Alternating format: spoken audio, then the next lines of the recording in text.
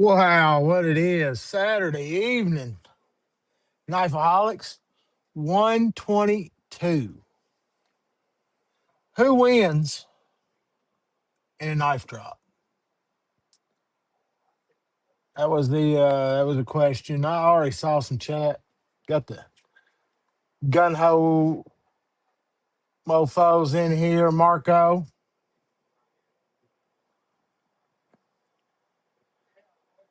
Let's see. Terrence. What's up, Joe? Marco again. Terrence.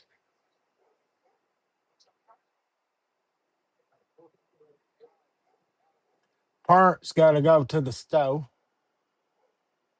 I understand that shit. Man, always hated that. Have to run to the damn store, or you done got home, got a shower and all that shit. Oh, Henry. Hola, senor. Yes, I'm early. I couldn't help it. I was sitting here, I got everything turned on, scented candle lit, and I was like, fuck it, I'm gonna push the button. Damn, Kelly, you up in here. Illuminati. That is the superstar of all superstars. Illuminati is a laser ninja, if some folks didn't know. I've seen some of that. I was thinking, I'm gonna have to get Blue to do some lasering for me. Just gotta figure out what I want lasered.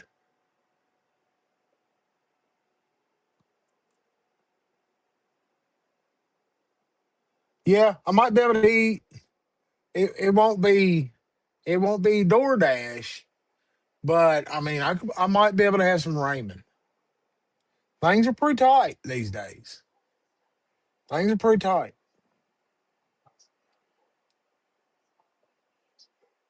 The economy is not great for a knife collector.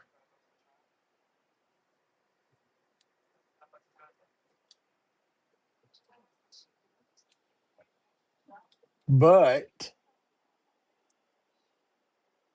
Brian, happy Saturday to you too, sir. I hope all of y'all are in a nice, comfortable spot, chilling, relaxing.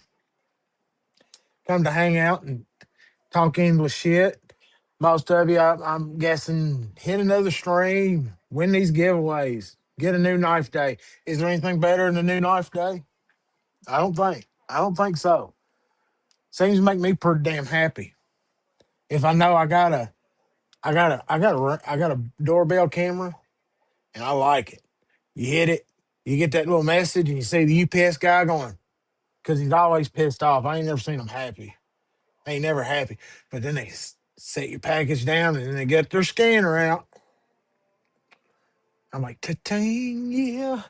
As soon as I get off work and go home, but can't act too excited because when I get home from work, I make it a point to not open the knife right away because it's kind of shitty. I mean, I got a great old lady up there. Dinner's usually ready and shit like that, and show her due respect and the pups. Then we sat down and opened the knife.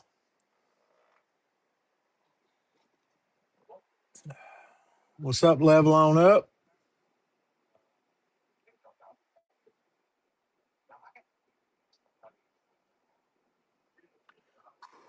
He needs a cold one. I had me couple cold snacks here lately. I'm a big fan of Land Shark. Is probably my favorite, one of my favorite beers. But I was lucky enough to find some Rolling Rock up here. I don't understand why Rolling Rock is not around this area very much, but I like the old extra pale ale. But you got to find it somewhere where there's other people who like it, or that shit'll sit on the damn in the fridge too long, and it's about half-ass skunky. But I tell you one thing, I've never been able to find was Rolling Rock on tap. That would be a treat.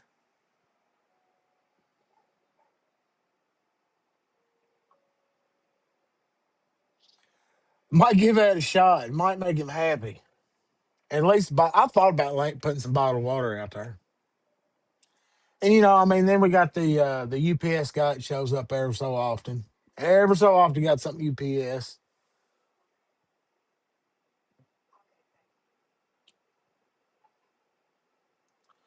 Look, I have not had any. I fucking froze there. I've not had anybody ring the fucking doorbell that I get to talk to them. I mean, that almost pisses me off.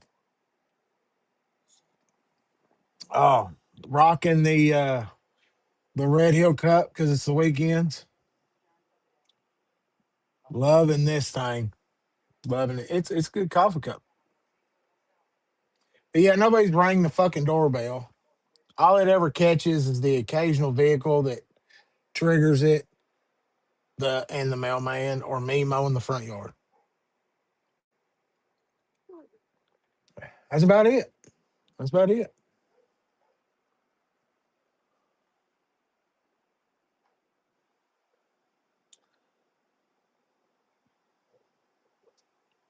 Want to know why? I want to know why myself. Trying to bring my spirits up a little bit. I just listened to like the first half of Sean Ryan going on Tucker's podcast, and it was a little bit too fucking serious. And for a Saturday afternoon podcast, I had to pause that fucking thing. It was, I mean, look, good stuff hearing them talk, but yeah, I need a pick me up. And evidently, my internet is shit because I keep seeing it lag out of the other corner of my eye. Now, the other knifeaholics will be joining us ever so shortly. I did smash the button a little bit early, and then rumor has it, Edgy is running a little bit late. But we'll make do. I mean, y'all are stuck with just me. Until then, you ain't noticed? I got a new UK hat. Is a new one. I like me a UK hat. What up, Sharp? Look, man, it's like I said something about the UK hat, and here it is. He pops up. He knows. He knows. Rocking it. Give me a new one. This one fits good, nice snug. Good. Nice one. Nice one. Fits good. Oh, fuck's sake. Here we go. The fuck is that shit? Huh? I was talking to a brother in the chat that loves It looked Kentucky like as you were much as showing I off a do. gay hat. No, I'm just kidding. It's all about opinions. It's all about opinions. It could be worse. It's not a Buckeye It could be hat. way worse, dude. It could be the Buckeyes or something like that. Notre Dame. Or fucking worse, Hoosiers. Ugh. What's up, Paul? What's up, Level? Fucking Kelly? Bolts. I just wish for one fucking year it'd be nice to us to smash Vandy and Tennessee in the same year in football, but that's probably never gonna happen. This is a safe place, Marco, letting you know. Oh, here we go. Here we go, Neil. 2 fucking months. What? I still don't have a gimmick, folks. I still don't have a gimmick. I I got mean, who? I did or Doug got both of you with one comment?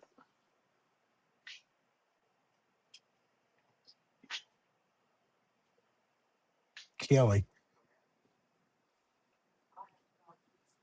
But What's up, Henry? I don't know. I don't know what to do with my hands What's up, because Blue? Neil is 2 months and we're supposed to celebrate it. Wow, how do y'all live in the same house? You got a Buckeye and a Fighting Irish Man, under how one can roof. how can two great people be so retarded? Well, if you're a Fighting Irish, it's possibly due to some alcohol. Sharp, what up? That is the biggest support right there. I Next to Bluey. being a Michigan fan, especially back in the day when the Notre Dame rivalry was big. That they were. I'd always say my favorite team is Michigan, and whoever's playing Ohio State and Notre Dame. You do. I do have to say this. In my time, Notre Dame has always had the sharpest gear. They do some You got, badass uniforms, dude. yeah, they got the bad, and I mean, a fighting leprechaun. Come on, My great my mascot. business partner is a big Notre Dame fan, and he's got tickets for down there. So I actually went to a Oh spring game. Lord, It's a definitely a cool place to go to if you haven't ever been. What's up, boys? What's up, man? not much. We need to take a moment of silence, Doug. What happened for all the I'm down a people who knife. didn't? Oh, I was on the what river today and knife? one didn't come back. What Oh, that fucking knife? blows. What up, man? Go Big Blue, One of Big the Blue ones you like, Nation, right Doug. there. Oh no, That little it's dragonfly's gone. damn it. That's such a badass little knife too. You know That's what? tough, man. You know what? If you would have reached out to Kelly and got one of her floating lanyards, because she can make you a little monkey's fist with a ping pong ball inside of it, I bet that dragonfly would have floated. Now the funny thing is, I brought both because I wasn't these aren't gonna rust, right? I was worried No. about this one because it's got the stock clip. This one, no problem. The lynch clip, gone the first time I jumped in the tube. We got in the tube, we took off. I had to jump out the stop to let these kids pass. And I looked down and it was already gone. Thank you, Big Jim. Got to say it again. Go Big Blue.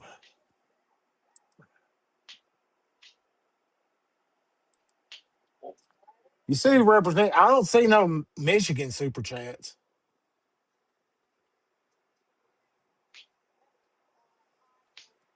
Look, because we even got the UK, the unofficial, official Broke Ass EDC UK knife. Look there, the Michigan blue, people are smart enough not to give you the super chats because blue, it ain't coming to me. It would be going to you blue. in Illinois, which is like sacrilege. Speaking of Mannix lightweights, I keep trying to find a knife to put these fucking OG scales on, and I get one in and it leaves. Now look, I got this 15V.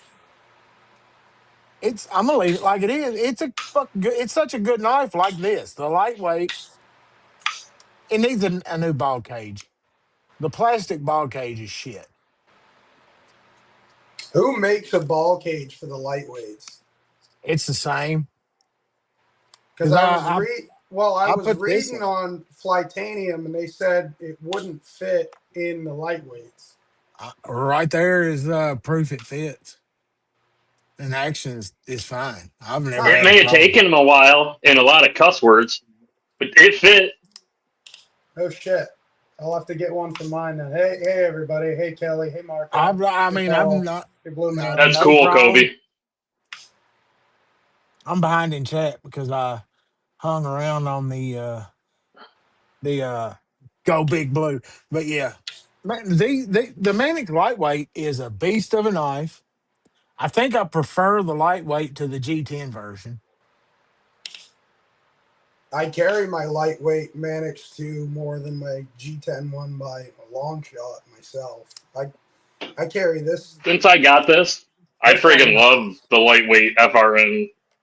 Yeah, man, they're awesome.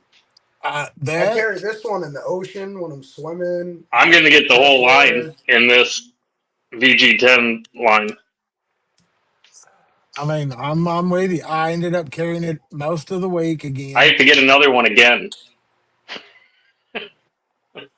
The What the sucks is I'm not gonna get that bead back. That was a one of a kind yeah, that glow was in the dark spider. What's FRN funny is sucks someone will more see than that does. thing. It was so sunny today. I bet you that bead the water was so clear, it's still going to charge on the bottom of the river. If someone's out there fishing tonight, they might see a bead glowing down in the bottom. What up, Kyle? Why does the fucking TV over keep going off? I like FRN. I tell you what, though, if you notice on this Endeavor, I'm gonna have to Loctite because the massive amount of flicking and doing, it gets to where it's just like awesome action, and then you be like, I better go. You put a torque I setting up haven't and had it's to a little tighten loose. mine or loosen mine once. Mine's rock tight, dude. I don't know. I just checked it when I come down here, and this screw and this was loose. I'm gonna have to set this where I want it. The I pivot. noticed on that dragonfly, that one would come loose, but I think that you really had to get on that one to flick it out. It was so You ought to small. pull it all the way back out and Loctite it, Doug.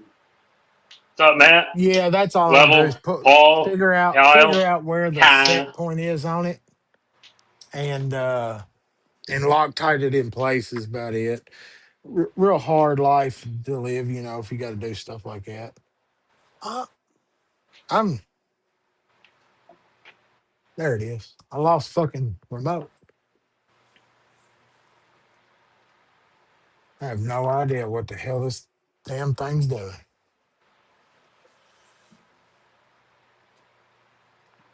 Yeah, the dog gets a little antsy if there ain't a little bit of TV action while he's sitting over here in the recliner. Oh, you got to put a show on for him? What does he like to watch? In the Is he a heat of the Caesar Milan night, person, or is he more, like Discovery Channel, wild outdoors? no, he likes to watch the Motor Trend. Knowing you, he probably likes the view. He watched In the Heat of the Night. He likes to watch Cheers. Those are some good shows. Is he a big Frasier. fan of Norm? Oh yeah, big Norm guy. Howls when he comes in? Thinks Cliff's full of shit. He'll watch some Harry asked you a Frasier. question. He'll watch the Little Golden Girls. Hello, everyone. Brian's being spicy. I'm just tired. The filter's gone. There's Whoa, whoa, no. whoa, whoa. I like Ange. I'm an Andy Griffith fan, but I watched the Madlock where he tears up some hot dogs. That is the hot dog eating lawyer in a white suit. Well, kind of gray suit. So wrong on that one, Kyle. And I'm carrying your banana right now. Let it rip, Maddie. We can't smell it. Yeah, let her eat. Let her eat and tell us what it smelled like. I'm No, we don't betting need that ketchup, information either. ketchup and onions. Is that ketchup and onions I taste? Yeah, I guess I should have got that paramilitary too that Shane offered me a while ago, that Tanto, because that drop fucked me hard. No, you. Man, I I watched can't believe no one figured out what that Kershaw was. Not many people guessed, but that drop. most people thought it was this one. And I can see it if you look at the silhouette, but it was the bare knuckle. The barest of knuckles. You like that bare knuckle a lot. I love the bare knuckle. The Bel Air was never out of my pocket until I got the bare knuckle. And now the Bel Air still gets carried a lot, but The bare I know knuckle's once I get the XL Chinese, right? finally. I don't know if I want the 3V, the 4V, or just another Magna Cut on the Bel Air XL. It's awesome that they got the 3 different blade Yeah, it is. options. I have got. They have a live wire in crew wear now. I know. I would like a live wire someday, but The live wire is sick. I would really like an old bare knuckle Colby. I had one a long time ago, and I lost it, and I never replaced it. Here's one for you. Does anyone know what this knife is?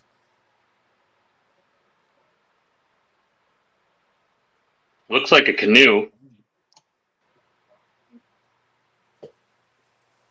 Well, maybe taking the blades Three out. blader. No, she's 4. Four You got the, blader. you got the blade here. Man, I like the Well, scales not on it a lot, Doug. not really blades. It's not all blades. One of them a bottle opener or can opener. Can opener. That's beautiful. It's older.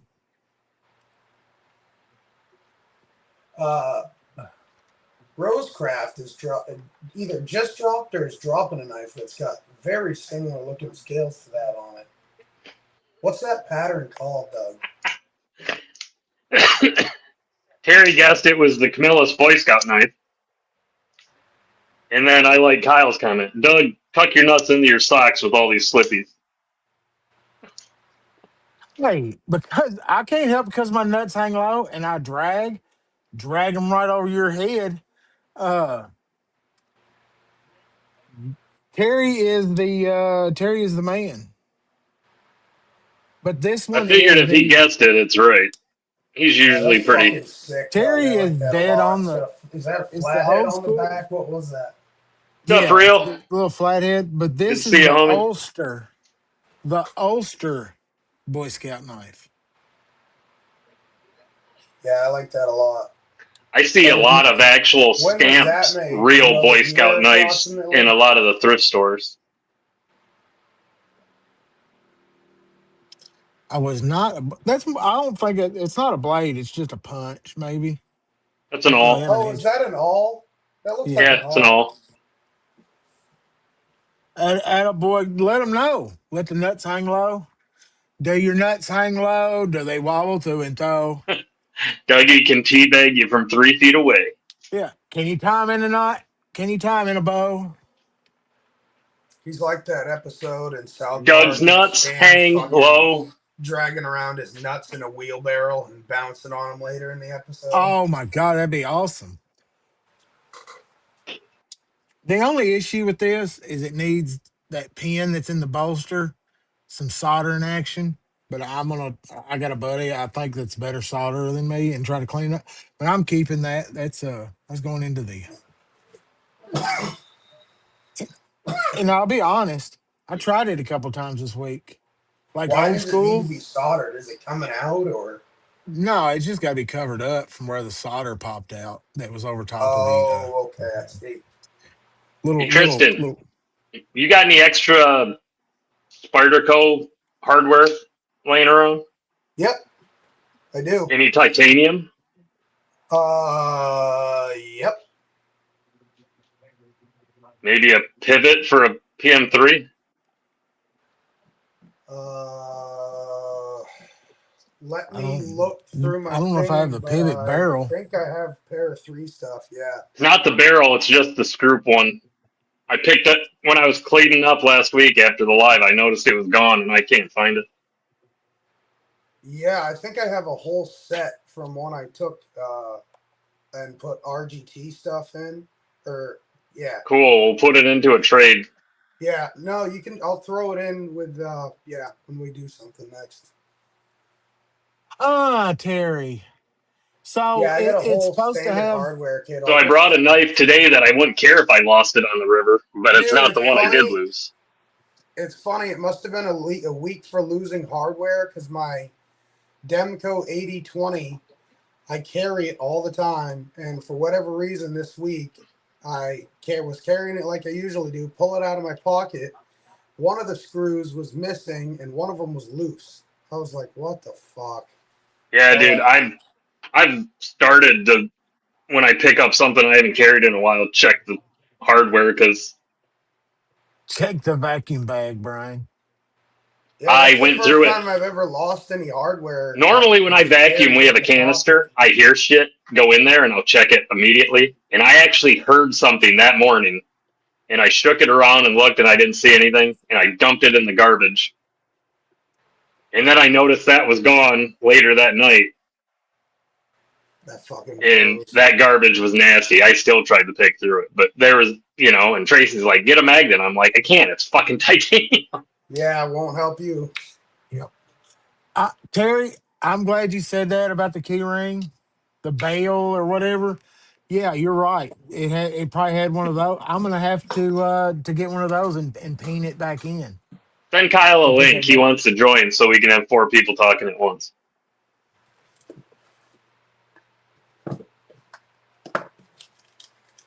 Kyle is spicy tonight. Did you guys see the new prototype integral fireball coming out that's all camo carbon? That was kind of interesting. Never done that before. No, I haven't seen that.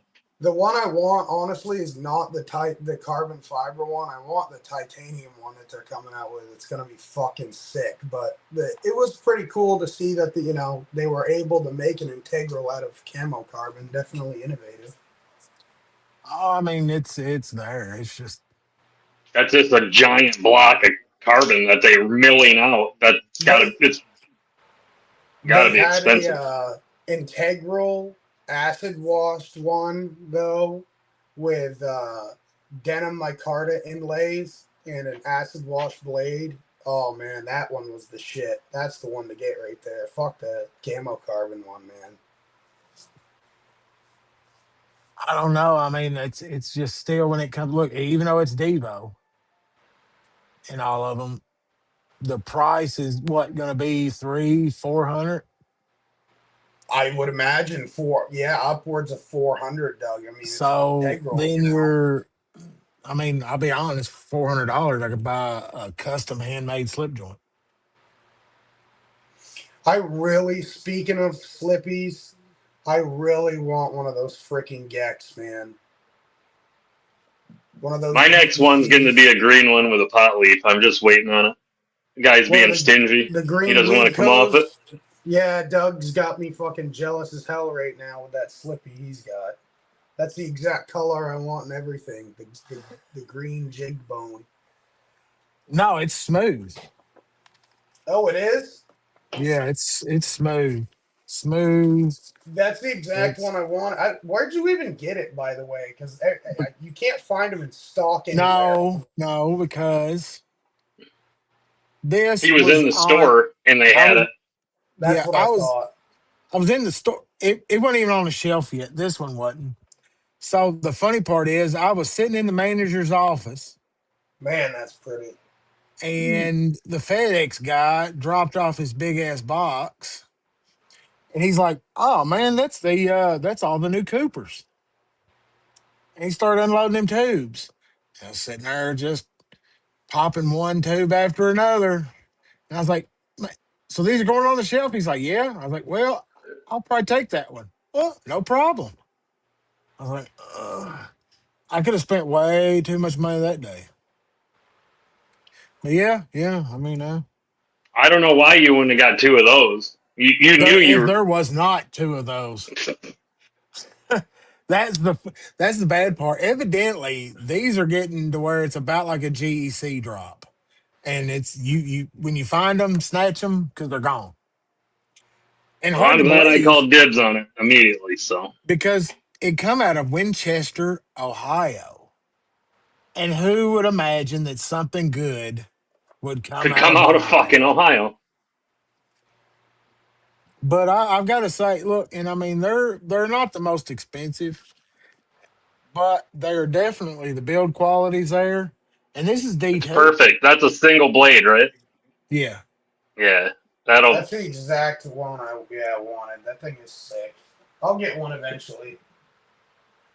Well, My work might be having we have a contract coming up, so we might have to go on strike. Might not. We'll see what comes up. So I'm not buying any knives right now. that sucks. Yeah, Can't believe they're going on strike. Knife Part of being, pile? That part of sounds the union. familiar. That's the sucky part of it. Knife pile? That sounds familiar. That and all the fucking lazy assholes that they don't fire, but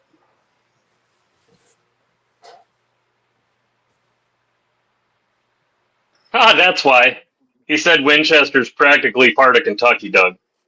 So, That's fucking awesome. So this yeah. is like a knife No that was wonder pretty much why made in it's actually Kentucky. okay.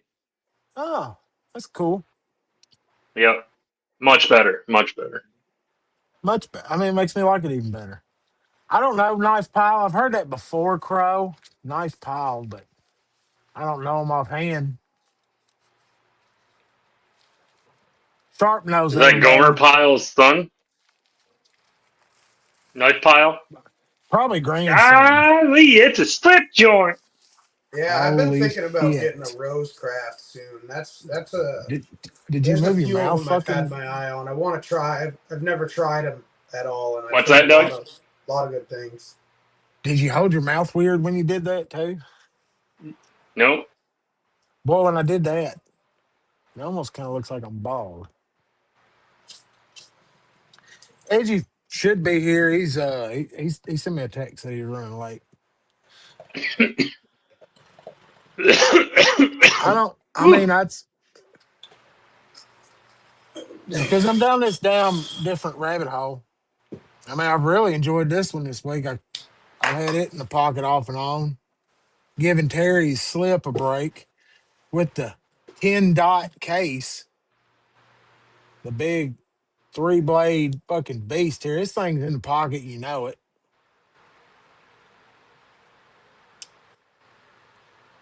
YouTube paid promotions. What's that? I have no idea. Yeah, that case is pretty. This is a 70s model. It's missing a pin on the back side. I gotta do a little work there, but and put an edge on these raggedy old blades. But yeah, 1970. Somebody's been rocking for a long time and still got some snap. That's part where I've got to watch some more videos trying to get the snap back in them and without taking them apart. I need a freaking case from 1971 to go with my. I got a Colt from I get what you're saying, 1971, man. and that would be sick to have a case to go with my Colt from 1971. Kyle, I have been watching some local auctions and trying these estate. If you want to buy older slip joints, estate auctions is where you want to go, especially if it's a fucking farm. If somebody is selling the farm shit, Doug, I see so many old slip joints all the time because my wife, what she does, she wants to go fucking antiquing all over. I'm with. I would. That's There's It's me and the my only fun. lady place enjoy you it. can find I them where enjoy the people don't shit out of really it. know that, It's you know, fun, but then I what just they're find new worth. things to collect, like straight razors or different shit like that. And then, you It know, pissed me off. I had a straight razor in an auction, and I set my bid, and some bitch beat me by $1. But it was like an older straight razor, a Durham straight razor. Maybe I was not. I have to look it up real quick, but it That looked would like it have had a been cool. comb on the back side of it. oh, I've seen some of those. Yeah, it's the metal's like toothed out to be like a little brush. Yeah, and it's You want one of those, huh? well, I saw it, thought it was neat, and I was trying I'll to get keep it an for a eye out. I've dollar. seen some of those at is that a hedgehog there, Tristan? Let me. What, this? I just saw. No, this is a No, it's not. Morse. Now that I see it, but It's a Morse made Skylon. yep.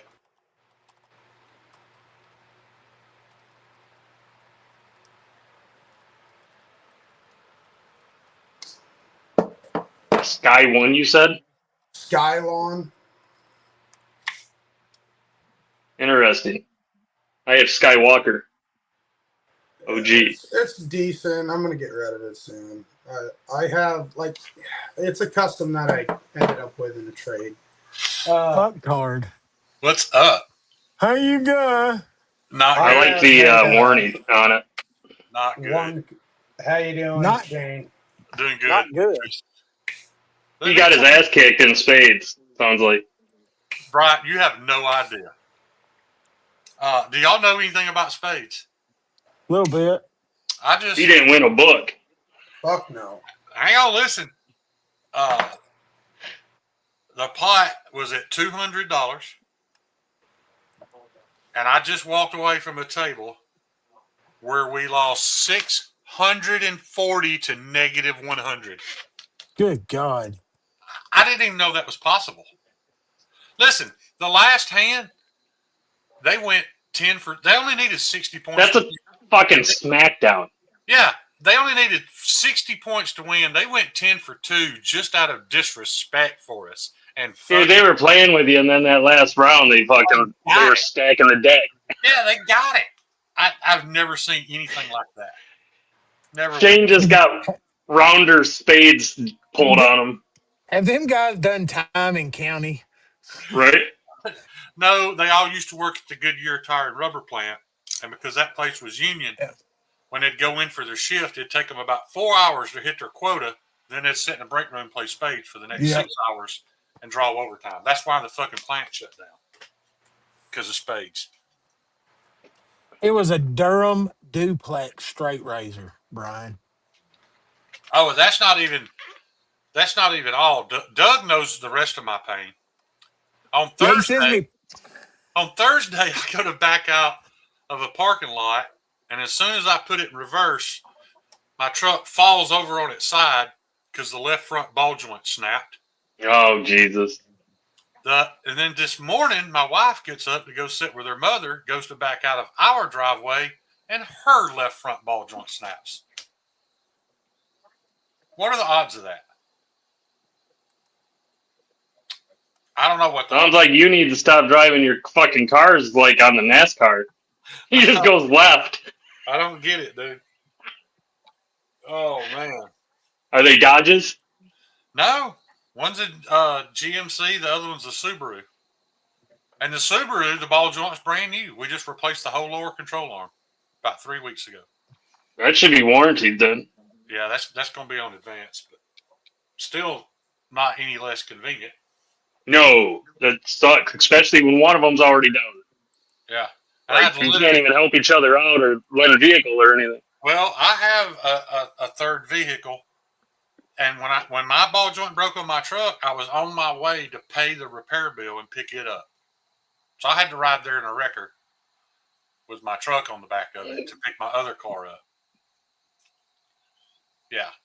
A car I wouldn't even have if it wasn't for the kindness of Kyle Kinley. Yeah.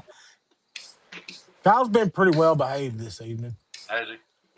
Yeah. This in here is a queen No, he hasn't. blade. For Kyle, he's been pretty nice. But Am I supposed to show a knife or something? I won this one. Hey, David. How you doing, buddy? Hey, Brian. Hey, did Ryan ever mail you your disc? Yeah, No. I got it. It's on my Commander. He hasn't mailed me mine yet, which is fine. Wow, what a dick. I just wanted to make sure you got yours. Doug, when you get a straight razor, then you can get a slip from Terry. Yeah. And you can carry it in your boot. I really want some micarta. Well, yeah, a lot like what you got right there on this one. Only thing I need now to complete this one is I think I'd like to put that big skull crusher on the back of it. Yeah. Yeah, it's a damn nice knife. It's weird how much I've grown to love this thing. It's the old man disease. It's taken me over. Yeah. 110%. Yeah, I ain't carried nothing but that 357 since I got it. I'm just embracing the pawpaw. Yeah, look, man. I dropped that in the pocket a couple times. It's a 10 dot case. You know why I haven't gotten into slip joints, right? Because you can't open them. I can't open them. It's a battle. I understand. You just got to find. I've been loving this. Get in the straight razor, Shane. You'll be able to open these with the ends. Well, I've been loving this, but because it's got factory thumb studs, and it's still a little stiff, but still love carrying it. And this They've been doing cool ass shit for a long time. This S30V, from what I've researched, is as good or better than Spyderco's S30V. So yeah, that straight razor's fucking badass, Brian. So that means higher edge retention than factory MagnaCut. So I'm good with that. No corrosion. Brian, do you have a couple straight razors? Yeah, I shave a lot, you know. Oh, you shave with a straight razor, Brian? I feel like I've seen No. you got one more recent than that one, right? I got that yellow Ultim looking one, and then I've got another one, but I don't know where that is right now. Is it black? Is that other one you got black? What's up there, Paul Mills? How you doing, buddy? Yeah, I mean, look, if you want to know what a fucking pull is on a slip Kyle joint. here? Yeah, he's in here. Yeah, he was in here earlier. Now he might have left. I gave my grandfather, I was carrying my Jack Wolf today, Mickey Bobby, my Feel Good Jack, and I gave it to my grandfather because he carries slip joints. And I don't know why, he never does it, but for whatever reason, the half stop closed on his thumb and it got him fucking good. So you gave an ultra sharp knife to an elderly gentleman and let him close it on his finger. This one was actually made in Grand Rapids. That means it's his, right? Yeah, I mean, it's his now. Shit. I fucked up. I took it home with me. I guess I better return it. Who you calling Richard, Carl? I don't get it. If you're talking to me, I didn't know I missed a phone call from you. Who the fuck is Richard? I don't know. What a dick. That's another name for dick. I know it is. Like, thanks for calling me back, dick. I'm assuming he's calling me a dick, but I don't know what he's talking about. What That's weird. Like, Kyle's it's nice. Kyle's the only person in my contacts that I can call him sometimes too, and it just don't show up. At least, I mean, I believe him. He says it doesn't show up in his call log or anything. I spent 2 hours on the phone today and had some of the most intelligent conversation I've had in a long time. And I was a little bit fanboying, I ain't gonna lie. But you called information 411? No, I called Gerald at Outpost 76. I got to talk to him for about 2 hours today. It was, Gerald was part of my motivation for making, performance cutters. So that was pretty cool getting to bounce some stuff off of him, and may even see the AJ American Blades knife tested on Outpost 76 here before too long. Oh, before I forget, Brian, I know you said it was going to be a little bit before you got the money together for that Rex 121. I am sending it to him so he can test it. It's still yours if you want it, but I'm going to mail it to him so he can do a cut test on it. Yeah, I got to pay off one moon before I can buy anything. I know. Yeah. But I'll have money here. I only pay myself once a month. I understand. So once August hits, I'll be fine. I pay all my bills. I pay in the beginning of the month. I'm done. Kyle had a good chat with Brian Kim. I love talking to Brian, man, but I haven't been able to get him to respond. I know, and it seems like our depression has gotten on a, how women's period tends to line up. They spend time together. But mine and Brian's depression seems to kind of run on the same wavelength too. So, you guys synced? I guess. You synced your cycle, your monthly cycles. Right. I hadn't talked to him in a while. I didn't realize how much him and Gerald. What's up, Zach? Back and forth. Like, Brian has sent Gerald, Brian and Alex Stein. It's amazing how many people have sent blades to Gerald that nobody has ever seen. Just for him, because they trust his testing that much. Hey, test this. He don't always make videos on it. What's up, Brian? Oh, I need to tell you too. I have not shipped your knife. My local laser guy, which this is the third one, has gone to shit on me. I found a new one, and I'm taking your knife in Monday to get it lasered, and it's literally a quarter mile from FedEx. So once he lasers it, I'm going straight to FedEx to ship it. That was the only thing it likes is my logo. And I would have been willing to ship it without, but some people get upset if I ship them a knife without a logo. So, yeah, that's one thing I got to get on. That's funny. I got a few of your knives, and I don't have a single logo. Really? I think Paul's got a couple that don't have a logo on them, too. It's weird, man. Like, this guy wasn't charging me money, but I was trading him out in knives. And I don't know, man. He just... Dude, this is probably your most carried knife out there. I tell everybody about that knife. And I show it a lot, and it has no... Yeah. It's just bare bone. Me and Gerald talked about that knife for probably half an hour today.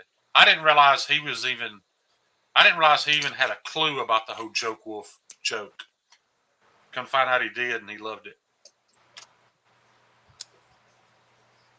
We don't joke about Joke Wolf. Right. It sucks because I've got this new bad boy from Terry and Keith. Oh, yeah. But I don't carry it because this one's right-handed, and this one is always right-handed. So where I carry them, you have to be careful about carry length too, don't you? The blade on this isn't. He's an outlaw. He gets crazy. The handle's longer than the blade, so this blade length is safe. That blade length's safe, but the thug's not? No, the thug is. I mean, I thought you told me you had to be careful about carrying the thug because it was borderline-ish or something. Oh, I meant the Joke Wolf is. The thug isn't. No, the thug's like a half inch too long. Yeah, it's weird. That thug has a longer blade than it looks like. Yeah, it's longer than this. This is exactly 3 inches. It has more cutting. It has more cutting edge than what you think it does. I mean, it's probably the knife in its entirety is much smaller than a PM2 open, but it probably has about the same cutting length as a PM2. Hey, we've got a little. Yeah, look at the cutting edge comparison. There's been some testing going on, guys. And then look at the handle comparisons. Yeah. That's a discrepancy. I mentioned you to Gerald, Doug, about our theory on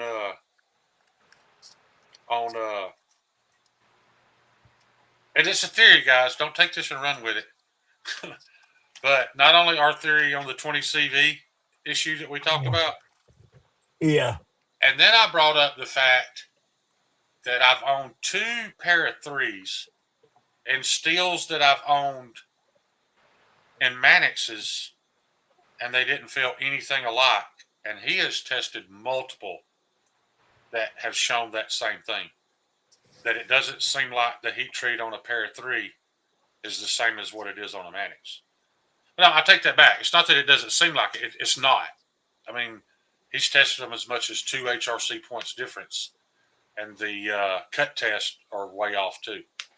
So we're wondering why the same steel from Spyderco. Is that even legible? And a pair of 3 doesn't seem... Because I had a pair of 3 in CTS XHP that I didn't think was any better than Chinese D2. Like, it was not... It just wasn't great. But not trying to stop y'all from buying any pair of 3s. We're just talking about a guy that has tested thousands and thousands of knives. He's a huge Spyderco fanboy. And thanks, David. In his testing, the pair of 3 always seems softer and doesn't cut as much as others. I don't know. That would be interesting. I mean, I think I've got... I did, Kyle. I've got one that would be... I've got a Bodacious in Spy 27. A little native in Spy 27 and a pair of 3. Yeah. Have you experienced that the pair of 3? And I haven't really... Well, the pair of 3 is the fucking queen, and I haven't carried it much. Yeah. So what a lot of people don't know about Gerald, it's really a shame his channel, and I understand why his channel's not that popular. He's not super entertaining. He's just very informative. But Gerald doesn't just work with Larry and Thomas. He works with that guy over in Switzerland who is pretty much Larry and Thomas's equal in Switzerland. You know, he was the guy that created Nitro 77 or whatever it was. But, you know, so he deals with this guy about steels we've never even heard, like S290 and, you know, achieving 900 feet of cardboard before dulling, stuff I've never even heard of. So this guy has dedicated his life to edge retention testing. He is a well of knowledge. Still got them rocket pop thirst quenchers on. Dude, these things are fucking delicious. Yeah. Jesse's enjoying that coffin spoon.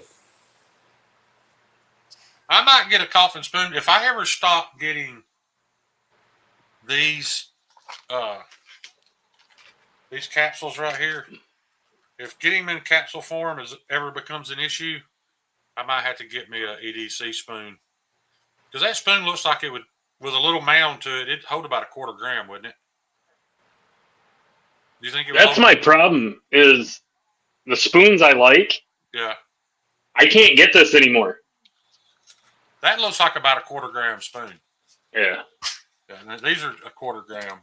So this is the last good dab spoon I've got. That's why I'm not promoting them or doing anything, because I can't find the spoons I like. Kyle, I can't remember the guy's name, but I've heard Brian Kim, like, he's Brian Kim's hero. Like, Brian Kim studies this guy more than he does Larry and Thomas. But these alls are good, though. Yeah. These are useful. The all you can also... Mine's a coffin. I've been meaning to get an all from you, and it just slips my mind, to be honest. Now, if you got a sheath from Terry, it's probably been alled by one of my alls. Yeah. I stick it in a cork so I can always find it. Well, I can't promise to buy anything right this minute. I got, and it's not just ball joints, guys. It destroyed the front axle. Dude, if you want one of these, I'll send it to you. Yeah, and just, I mean, yeah, I'd appreciate it, and I'd. That's the last one. I'd rather have it just go to somebody I know. I mean, I'll pay you for it. I just can't this month. Sooner than later, I hope I'll get the damn spoons again. But are you talking about a spoon or an all you're going to send me? I thought you wanted the spoon. No, I want an all. Oh, I can send you an all. Okay. He wants it all, Brian. Yeah. He wants it all. So at one point, I was able... So these spoons, they're a scientific grade, U.S.-made company that they're a lab spoon out of stainless. So they were longer with like a rubber end on it. Right. So I was cutting them in half, and these are all press fit. So because it's a dab spoon, if you want to clean that, I don't want you soaking the wood, right? You can just drop this in. Drop it. So they're press fit. So then I started taking the other end, so I was making it so these could be a combo, an all or a spoon. That's why Dougie's got an all. I could send him this spoon and it would fit in his. Yeah, Terry, I've got to get a second ferro rod because my grandson has a couple of ferro rods. He loves the idea of survival. This Stormtrooper one never sold. It's like his favorite. That's all glow material. So he's got a couple of small, cheap ferro rods. And that one's pressure fit. So if the rod ever... Right. But he discovered your ferro rod on my mantle the last time he was here. It was just in awe. Like, he didn't even know... He thought his ferro rods were good. He didn't know you could get a high quality... Like, all the ones he got are as big around as a pencil. Or smaller. So pretty much he's got the dollar store ferro rods. So now he wants a ferro rod like mine, so I got to get him on that too. Like that? I think that's the size you sent me, isn't it? Mine's got a round I think you got the No, mine's a medium. little bit smaller. Mine's a little bit smaller than that. That little, you did that. This thing's a tire checker right here. Yeah. Yep. Tristan, what's that shitty knife? These are the most handy. The smallest ones. These are great because you can put them anywhere. I just can't handle small items very well. I call Because he's got the arthritis. Right. That's the match. I've got It's wood with carbon fiber on the top, so it looks like a match. I've got arthritis, extreme Fred Sanford. carpal tunnel, and nerve damage in my hands. So they're pretty bad jacked. This one? My hands are so bad, y'all, that somebody has to shuffle and deal for me when I play spades. I can't shuffle a deck of cards. I can't make it That's happen. some MBK action there, ain't it? Yeah. What you got there, Tristan? It's a saber tooth. From MBK? I think that's a sweet looking blade shape. Yeah, Kyle, isn't that the one you like so much, the saber tooth? Pretty sure Kyle's got one of those, and I remember. Yeah, he likes them bitches. It's long in the tooth. Yeah, I mean, and that has a really good price too, don't it? Yeah, they come in pretty cheap. Yeah, it was $150. He's not marking them up. Dude, that's my thing, dude. If you can buy an MBK, and some of that money is actually going to an American designer, I just don't understand the mindset how people justify paying $350, $400 for a Chinese made folder when you could get something designed by Sanford Owen for half that. I just don't. I can't wrap my head around it. I'm having a hard time buying anything Chinese or overseas because there's just so many, like One Moon, support him, Keith, Terry. And One Moon's making some cool stuff. I like the fact that One Moon didn't just make a drop point. You know what I mean? Dude, the seedlings are badass. Yeah. They're fucking awesome. Yeah, he's making some real. I'll be honest. I was shocked. I didn't expect him to come out of the gate making something so different and cool. This is an extra Terry I've got that I'm sticking it in right now, but yeah, drip. Yeah, if you're not carrying in a 1931 leatherwork sheath, what are you even doing, man? Yeah, why are you such a homo? Right. You ain't got to be gay. You can just carry it in a 1931 leatherwork sheath. Yeah, I mean, I've got multiple ones. Yeah. Easy I'll now. definitely get you some ferro rods, Kelly. I've got some pretty good AR art from you in the past, buddy. I do think it has its place, but that's not what One Moon's doing. I appreciate it. Well, I mean, I think that's what's drove most of my collecting and looking, and why I'm enjoying the older slip joints. Look, I don't want the collector piece that's sitting on the rack. I like the older ones I've been finding that are fucking missing a pin or the blade broke, because I'm gonna try to work and play with it. I wish my truck was here. I'd show y'all something really cool I'm about to do. I got a hold of a couple of old hickory knives from the farm that they used to use for like castrating calves and stuff. It came to mind when I was talking to DeMarco about it, because DeMarco's got an S110 Mannix lightweight that I gave him that I forgot to pre-warn him that thing has literally removed easily over 1,000 sets of testicles.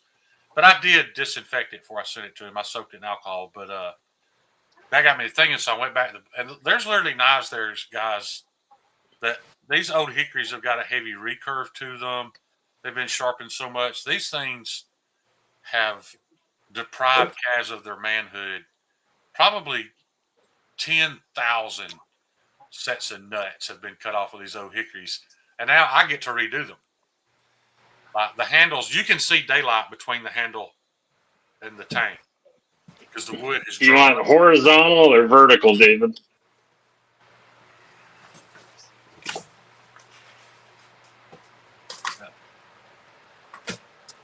And do you want cut a steak with that? Just the materials, or do you want the wood on it like that? Kyle, that never crossed his mind, and I apologize for not telling him, but because of regulations and just the spread of disease or the fear of spread of disease on a farm, we would literally drop those things in bleach for like an hour, and we used everything but like that. to disinfect them. I'm trying a brand new flavor. Are you? Is that out? Yeah. You support Highland Peach.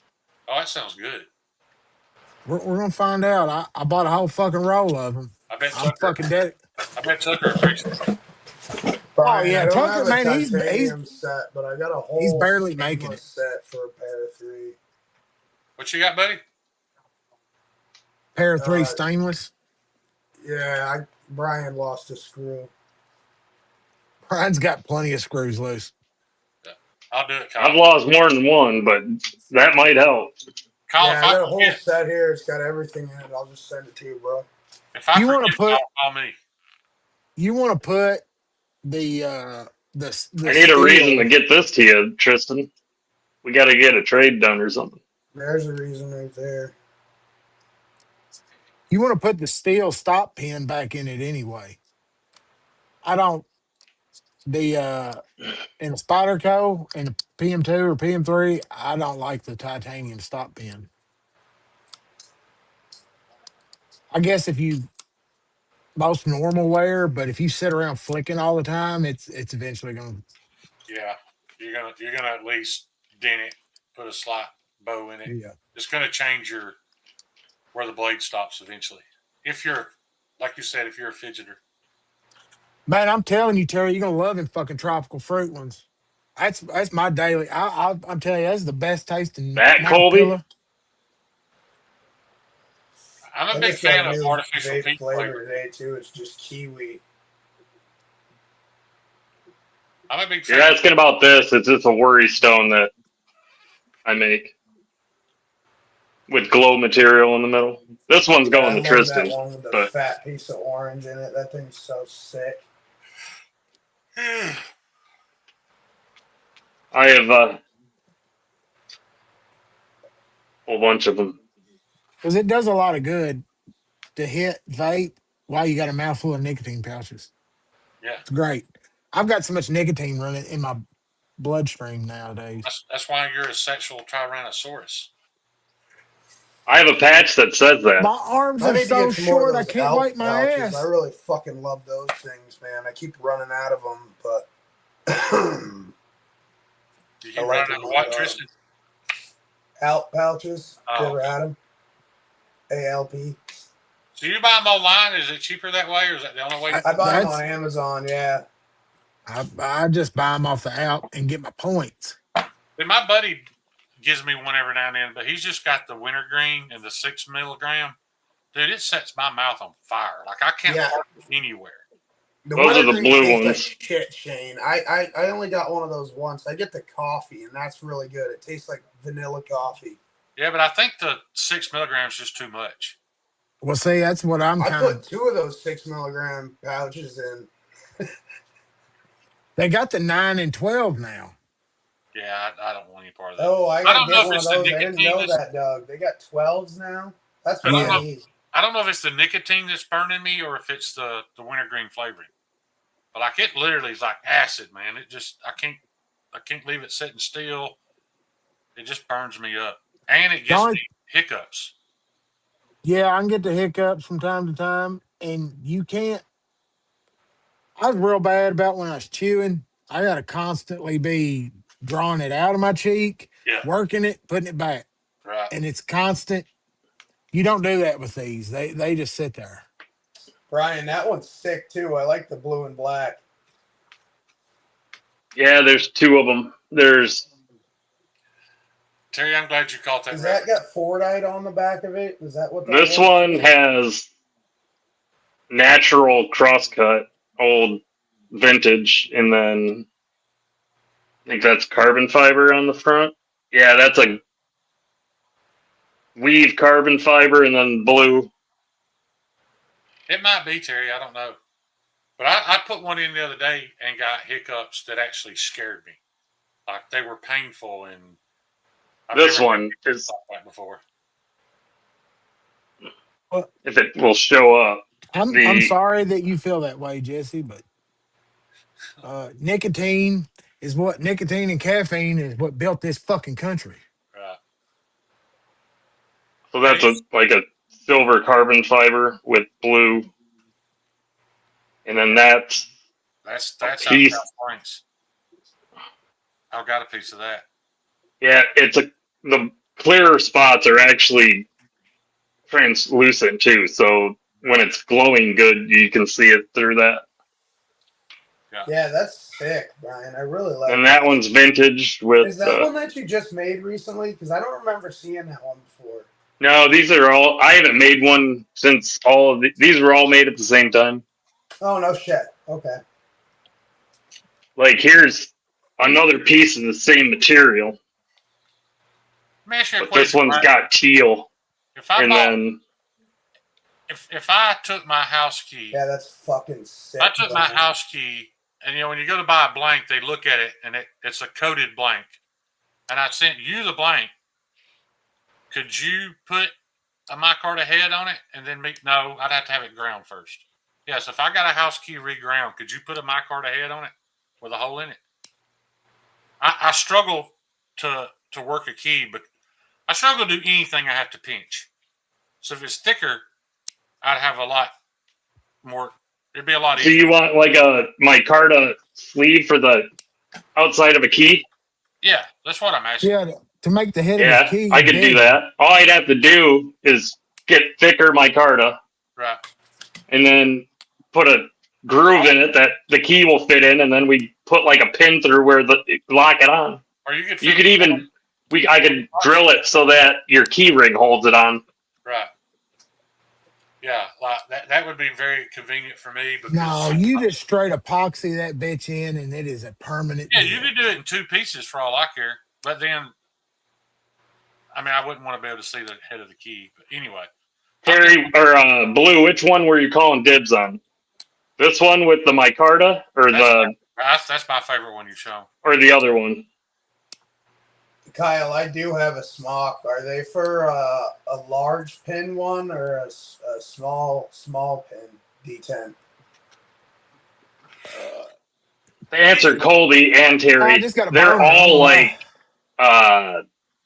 anywhere between like $28 to $30, $35, depending on the size of the material. I love them. I don't have any cash to buy them off you right now, but I mean, if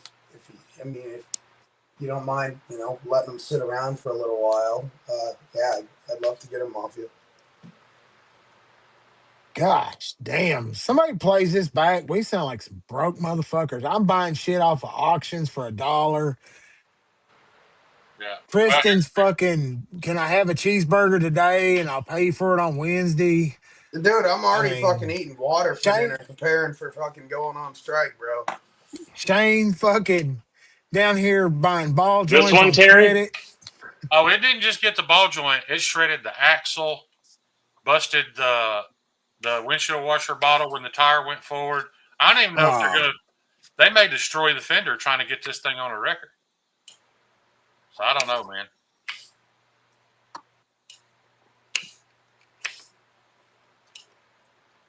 I don't know if I'm 100% on this peach or not. Peach is all right. I don't know. I like artificial peach flavor. I think too. But there's a coolness to it. It's this one, Terry. Just put A. Yeah, when you mix fruit and like that spearmint coolness, it kind of messes with my brain. I got your message, Terry. I don't feel like they belong together. Yeah, Brian, that blue and purple and black is fucking sick. I like that a lot. This one, parts to trade with the vintage and that yellow within the jungle. Yeah. Yeah, that's cool. The way that I rounded you can see all the layers. There is a post on Facebook. I can't remember who it was. That green and yellow looks so fucking good together. You know what's cool about that, Brian? Yeah, I've got square ones of that too. If you Yeah, can that get looks those fucking awesome. just a hair thinner, maybe you could market them as key. I don't know what you'd call it, but even if you don't need the thicker head, just being that's able, a fucking awesome combo, Brian. just being able to differentiate your house key from all the other keys on your ring instantly would be cool. Yeah, you could put this on a key ring. Yeah, I can put lanyards and stuff in them, but right.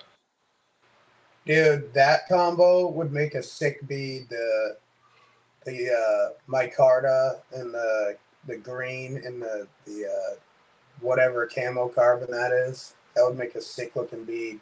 Ryan Blue just paid you for something. yeah, I saw it come through. Okay. I already put it aside for him. Does anybody have Gang Ross's address? I do not. I don't know that I've ever spoke to Dang Ross outside of chats. He wanted this one, and then he asked how much, and I told him I'd send it to him. I got And a guy. then he won't give me his address because I haven't let him pay me for it. I got a guy. This one who's been messaging on IG from his real name, and I know he's in the chats. He's got to be, but I don't know who it is. And I'm almost ashamed to ask him. But at the same time, I don't want to say his real name on here and dox him. But I got to figure out who the guy is. You ever seen the ads that they have the tubes and they put it in the cracks and it fills it, and when you sand it, you don't even see the difference? Yeah. It works pretty good because that black carbon fiber cracked. Oh, okay. And I bought that stuff and filled it in, and you can't see it. I fixed it pretty good. Yeah. So I told him I'd just give it to him because I didn't want to sell it to him because I know that it's cracked, right? And he's like, I can't get his address. So if anybody's got it, send it to me. Hey, I got a thug out there. Somebody got him. Kyle's got it. Cool. A whole piece of the scale chipped off, and I begged him to send it back to me, let me fix it. And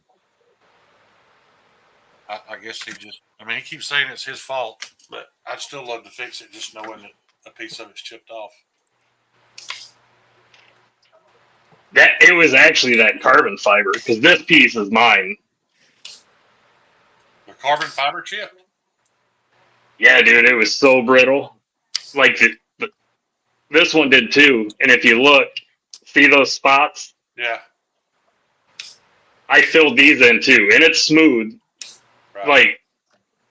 Like, it's perfect, but you can see them on this because that carbon fiber, the gold is too prominent in those spots. So it shows up. You're just being a perfectionist. It's awesome. I mean, it's going to happen. Jesse said he'll take it, Brian. What's that? Jesse said he'll take it. I would send it to you, Jesse, but I'm sending that one to Dane. Kyle sent me his address. Kyle's got his address. That's what he's. Yeah, I saw that. Okay. You want that one too, Terry?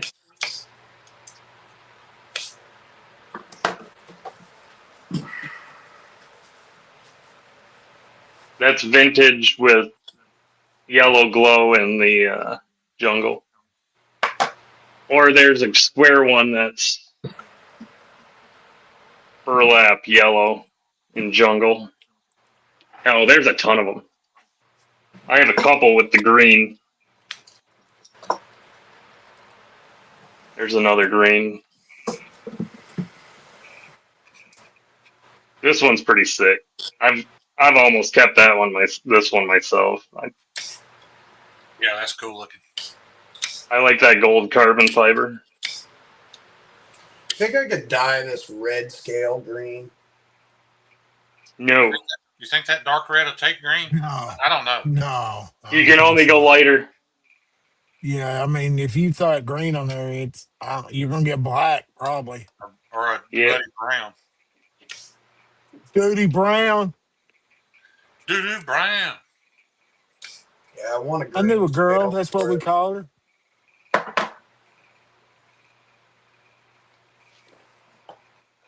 This one's pretty sick. You know, it'd be cool, Doug, is if we could get 4 of us that are interested, and we could have a spades night. I'm sure there's a online spades app where you can play together online. There's gotta be. That could get interesting. I've never played spades in my life. It's addictive when you start. It's not the. You don't have to gamble either. I don't care about the money. Oh no, I'd want to gamble. It makes it more fun.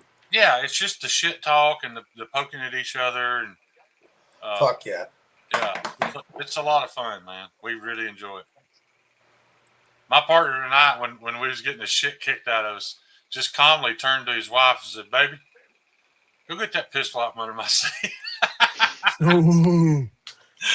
Of course, he didn't mean it, but it was funny. Y'all remember the feature porn film Pirates? Y'all act like y'all. What was it? It was a feature pornographic movie, like with a big budget. Like it had a script and everything, but it was like highly produced porn called Pirates. It made millions. But that guy's wife looks just like, I think it was Jessie Jane. Is that her? Jessie? I don't remember. But it's I like how Kyle or Shane's being modest, like he doesn't know the name of a porn star. No, I knew it. I just forgot it. Yeah. Yeah, the porn with $1 million budget.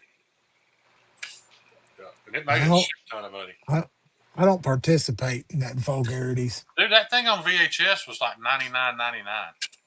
Sweet fucking Jesus. Yeah. But I'm not saying it was as good as a regular pirate movie.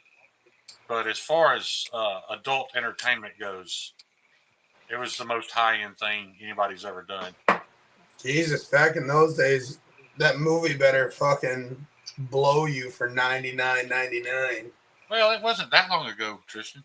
It was, it was on VHS and DVD, but I think it was probably around 08, 09, something like that. How much is it worth now? I don't know. It might be a $200 porn movie. You can't Google it.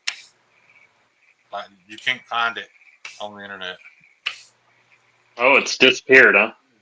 Even in the Wayback Machine? Can you check Wayback and see if it's there? They've just done a really good job of keeping the copyrights where it's just not out there for free. You might be able to find clips from it. Didn't they do a Forrest Gump porn? I'm sure. I'm saying to remember that Forrest Gump. Really? I think I remember. I remember they did an Edward They were talking about Scissorhand it once. at my church. It was Edward Penis Hands. Yeah, I mean, they buried a lot of movies poorly, but yeah. I'm telling y'all, I saw back when big satellite dishes. Remember the big satellite dishes? Yeah. There was the channel that come out of Georgia. Yeah. I went. This buddy, his daddy was a tobacco farmer, so they had money. He rode around in a 1-ton. I don't think they ever growed anything, but he rode around in a 1-ton dually, and they had a big satellite dish. I saw my first porn on that, and them bushes scared the fuck out of me. Big, giant, cum-covered bushes. From their belly buttons to their hip bones. And it looked like a bikini bottom. They were so. I don't care how beautiful she is. If she drops trowel and got a hip bone to hip bone, I'm out, dude. I mean, out. It's like, do you have Richard Simmons in a leg lock? I mean, can't do it. And it disturbed me. I was like, what are they doing? What's he all excited about that big head of hair for? You know what the first bush I ever saw was Friday the 13th Part 2. You remember the real beautiful brunette getting out of the lake? Yeah. Looked like she was smuggling a raccoon between her legs. Yeah. I'm trying to think. Maybe mine might have been in Porky's. Harry's disagreeing with you, Shane. He's like, I'm giving it a ring if it's hip to hip. Yeah, that's one thing me and Terry do not agree on. Wants that beaver. Terry wants Gnarled. he wants that bush. He wants something he can curl up in and stay warm. But hey, man, that's what makes the world go round. Terry just likes to floss his teeth while he's down there. He's a fucking multitasker. Yeah. Holy shit, Kyle Terry in said here it at the paying same attention. time as me. That's funny. I mean, if What I does was, Terry if I was think as this good is looking like? as Terry, though, I could be pickier about my women. But What do you think that's worth, Terry? that's worth $35. It's got to be at least 65 to 1970 Hey, what the Winchester hell's this picture you sent me? to see if you think you could pull that grind off. Somebody Oh, else sent it to me asking. I'm pretty sure I can. I like the shit out of that. It's trademarked, I think. I don't care. Is it trademarked in China? Maybe. Then I'll absolutely copy it. I don't think Tristan's got with me yet on what he wants either, has he? If you have, I don't remember, Tristan. Oh, I don't know. I think can't remember at this point. The only design I've got. What are you going to put in for your max bid on that one, Doug? I've got a $10 bid on it right now. I remember we were talking. You're not going to get that for $10. Well, it's only got about we got to get back on it. 3 hours left. So I'm going to watch it, but I don't want to go too high on it. But Kyle, I mean, I'll throw in $1 if I don't ever have to look at it again, too. I think that's probably going to go for mid-20s if people are looking at it. How many people have looked at it? What is that? I overshot it. I said $35. it's an older Winchester single blade, 1920. It's worth more than what I said, but if no one's looking at it. It hadn't got much. I'm trying to see if it'll tell me where. I've been kind of interested in getting one of those custom Buck 110s off of Buck's website where you can order it just how you want. I think that'd be really fucking cool. Terry, I got a question for you. Did you buy this brand new? Because somebody told me what they thought this knife cost. And that's not just a bro deal, bud. If this costs what somebody told me it costs, I feel like I still owe you. Because that was the deal of the century. That's about right, Todd, isn't it? Jesus. Todd's comments, fucking great. 70s full bush, 80 landing strip, 90s bear, 2000s cock.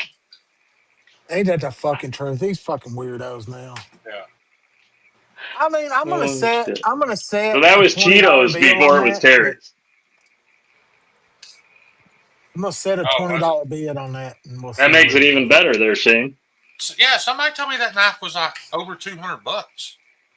It's an S30V Buck 110. Yeah, I don't think they're cheap. They're pricey.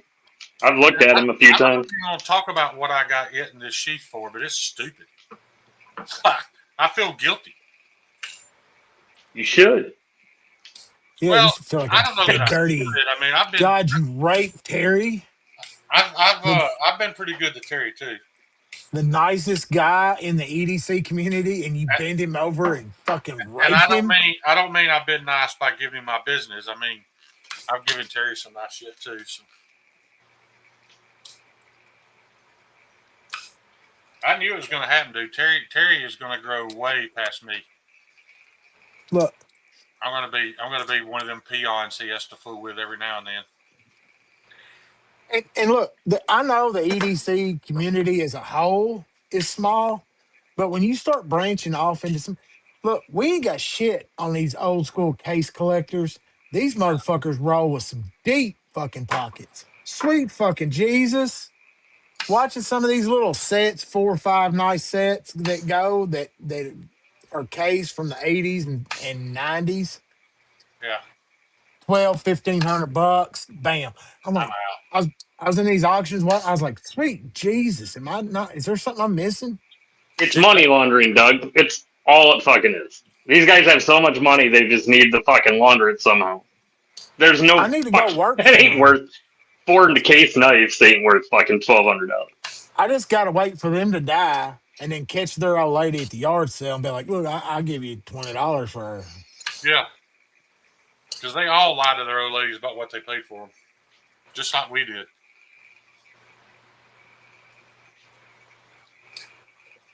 If my wife is watching, Shane's a fucking liar. I traded for every damn one of those. Yeah. Absolutely. See, I got a perfect alibi now. All I got to say, I won it in the card game. Because I did win a pistol in a card game. I won a Caitlin Clark rookie card. And I don't give a shit about collector cards, but I think it's cool that I have a graded Caitlin Clark rookie. Yeah, that's pretty cool. I think it's cool that just cards are coming back as a whole. It's because they're doing it right now, though. Yeah. You know, they'll make these full cards, and they got all different kinds of names, you know, in series. The base ones are still overproduced. Right. And they're nice, but they look good. Right. But they're also doing ones of 50s, ones of 25s, and special edition shit you can get. Right. And stuff's gone up in price, but it is like a lotto ticket. You know, you never know. It's also a form of gambling. Yeah, you get the right one of one. Right. It's a 6-figure check instantly. Right. Oh, it can be a 7-figure check. It could be. Some of them. A certain Yushin Okani is worth millions. I don't know what it is. I don't know anything about it. Because there's no reason for me to know. But, yeah, it exists. But that was the problem when I was collecting in the early 80s. You know, they were making $1 million of every card. Everywhere. You mean to tell me that Darryl Strawberry rookie card is not worth a big bunch? Son of a bitch. No, it's getting back up there. They're climbing back up. But 80s and 90s shit was way undervalued because it was so mass produced. But we're also starting to get to the point where a lot of it's getting damaged or thrown away or lost. Right. Yeah, a lot of people gave up when the card industry crashed. I had the 85 Topps Mint set, Doug. So that's Strawberry, Ripken, Canseco's probably in there. Canseco, Eric Davis, 2 or 3 different Cy Young Award winners.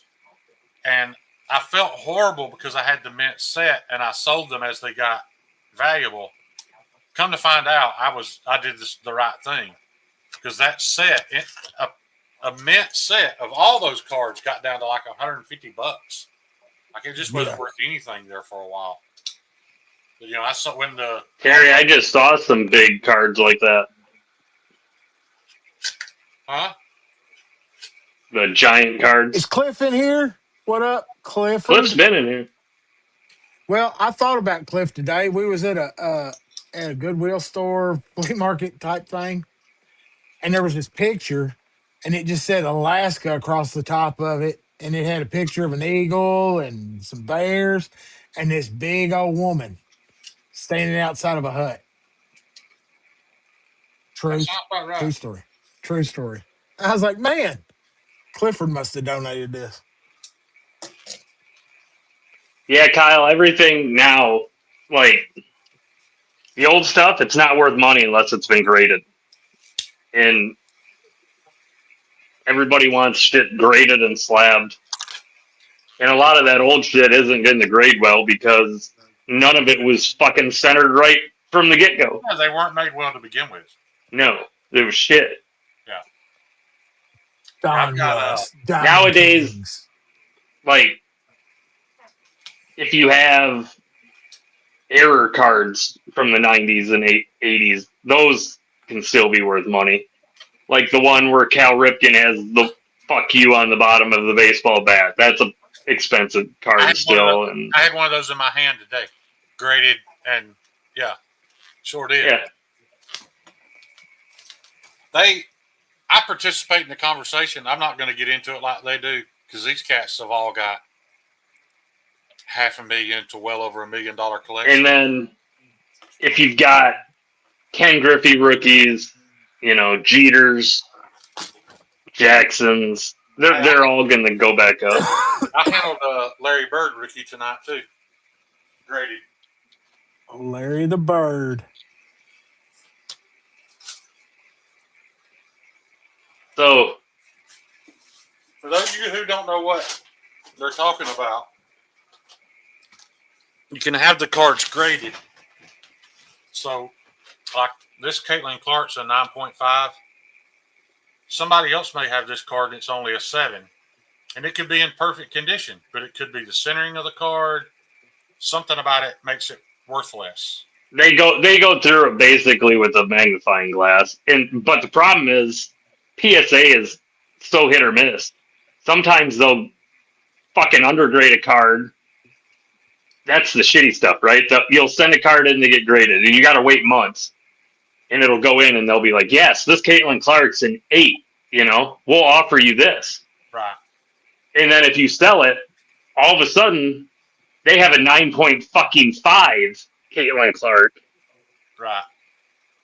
That they're selling for fucking $2,000 more than, the $700 they gave you.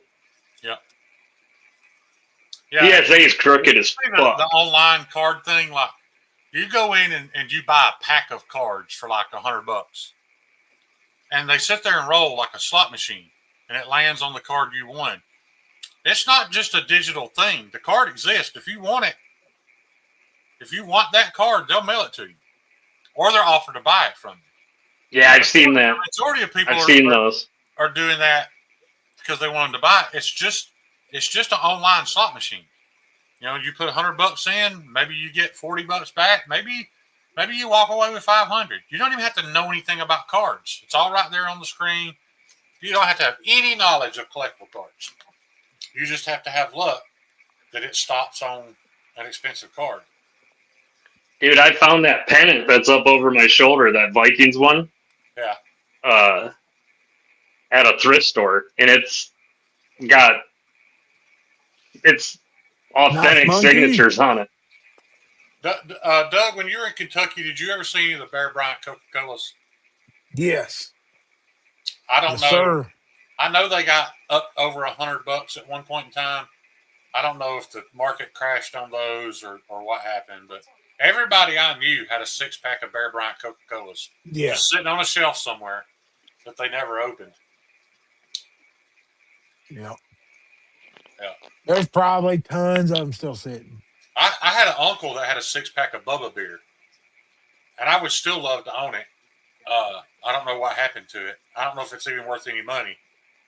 But for those of you who don't remember, there was a big controversy over Jimmy Carter during his presidency. His brother, peanut farmer. His brother, I don't know if he opened a brewery, but his brother had a beer on the market called Bubba beer, and because that's what Jimmy Carter called his brother, was Bubba. And I just think it's a cool piece of history. I'd like to own. Yeah, I'm a huge Jimmy Carter fan. I'm not a Democrat. I'm not a Republican. I'm a constitutionalist. I ignore his presidency because the Democrats railroaded Carter as soon as he got in office. But I still think Jimmy Carter, in my lifetime, I think Jimmy Carter was one of the greatest men to ever live, whether he was president or not. He was just a good man. He was an honest. Yeah. And that's why and the that Democrats just shows hated you. him. That's why they hated him. It just shows you the level of shit we're in now. Yeah. The controversy then was his brother having his own brewery, no government funding, no government contracts, just selling it. And that's a conflict of interest.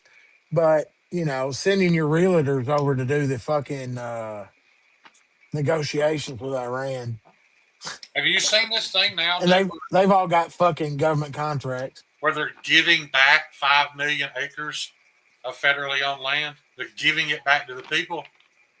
What they're doing is they're making it available for billionaires to buy.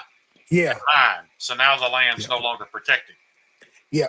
Yeah. They're undoing. Which is worse, the fact that the government owns it and we can't have it, but we had access to it. It wasn't like we were locked out of it. We all had access to it. And There's now fixing to be a fucking fence around it. Yeah. I buy college, get all the rookies, and then when I get all the limited numbers of the autographs, I just put them aside and see what happens. Yeah. It doesn't matter. I mean, we're conjoined with the Israeli fucking army now, so we'll see how that goes. Yeah. I'll give Trump one thing. I've never seen somebody win a war 8 times in 1 year. Man, he just keeps winning that motherfucker. He does, don't Just keeps winning it. We won the war again today. All right. Then you turn the news on an hour later, they fired 147 missiles. Wait a minute. Right. Wait a minute. I thought we destroyed all that. Well, remember we were 4 weeks away from fucking the world economy falling apart if we don't sign this MMO, and now we're fuck that, we're blowing them up. So who fucking knows? So if you've got some JJ McCarthy's, Oh yeah, I'll take them. Me I'll too, send you nice, KR4. but they're dirt cheap right now, so I'm buying them up. Because whether my Vikings fuck him up and let him go or not, he's going to be good. the only other card I really want is I got a ton of Drake May rookies. I want that card of Jackson Dart and Cam Scatterbo on the same card, and I know it's not going to be worth anything. A lot of the Jackson Dart is worth a lot of money, but I want that card before they both end up with CTE and retired 4 years into their careers. These Mays are doing all right.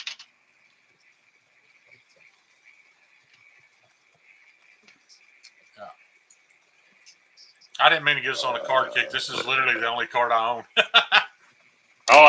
Once you started, I pulling shit out now. Yeah. You fucking turned him on. Well, it's cool that Sweet you have fucking Jesus. You have some other interest too, not just knives and EDC stuff. What are you trying to say? There's nothing wrong with That that. I should branch out and do something other than play with knives all the time? Yeah, I mean Tristan's into pew-pews as well as knives. I mean they kind of go hand in hand, I guess. But I did all my pew-pews a long time ago. I'm surprised we don't see a pew-pew on the table tonight. Don't put it on there though, Tristan. That would Well, if you turn the camera off, it could appear there. Yeah, it could appear. You just can't touch it. I'm sure he knows that though. Don't touch it.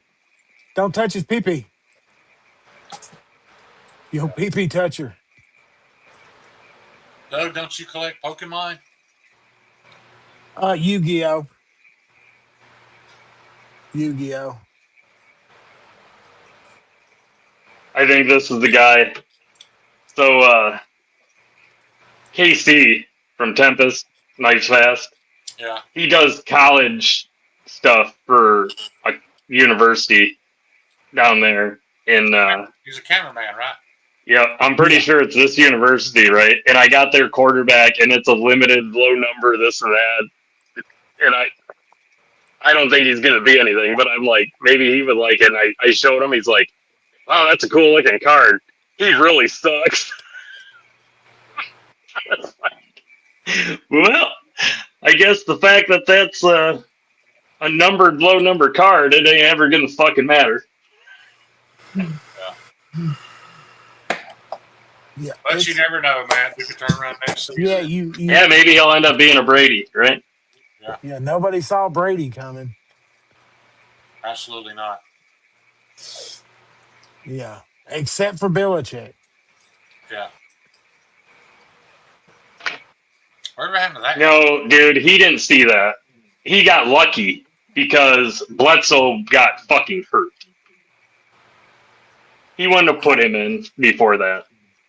Well, I mean, Bledsoe was a fucking phenom at the time. I wouldn't have put him in either.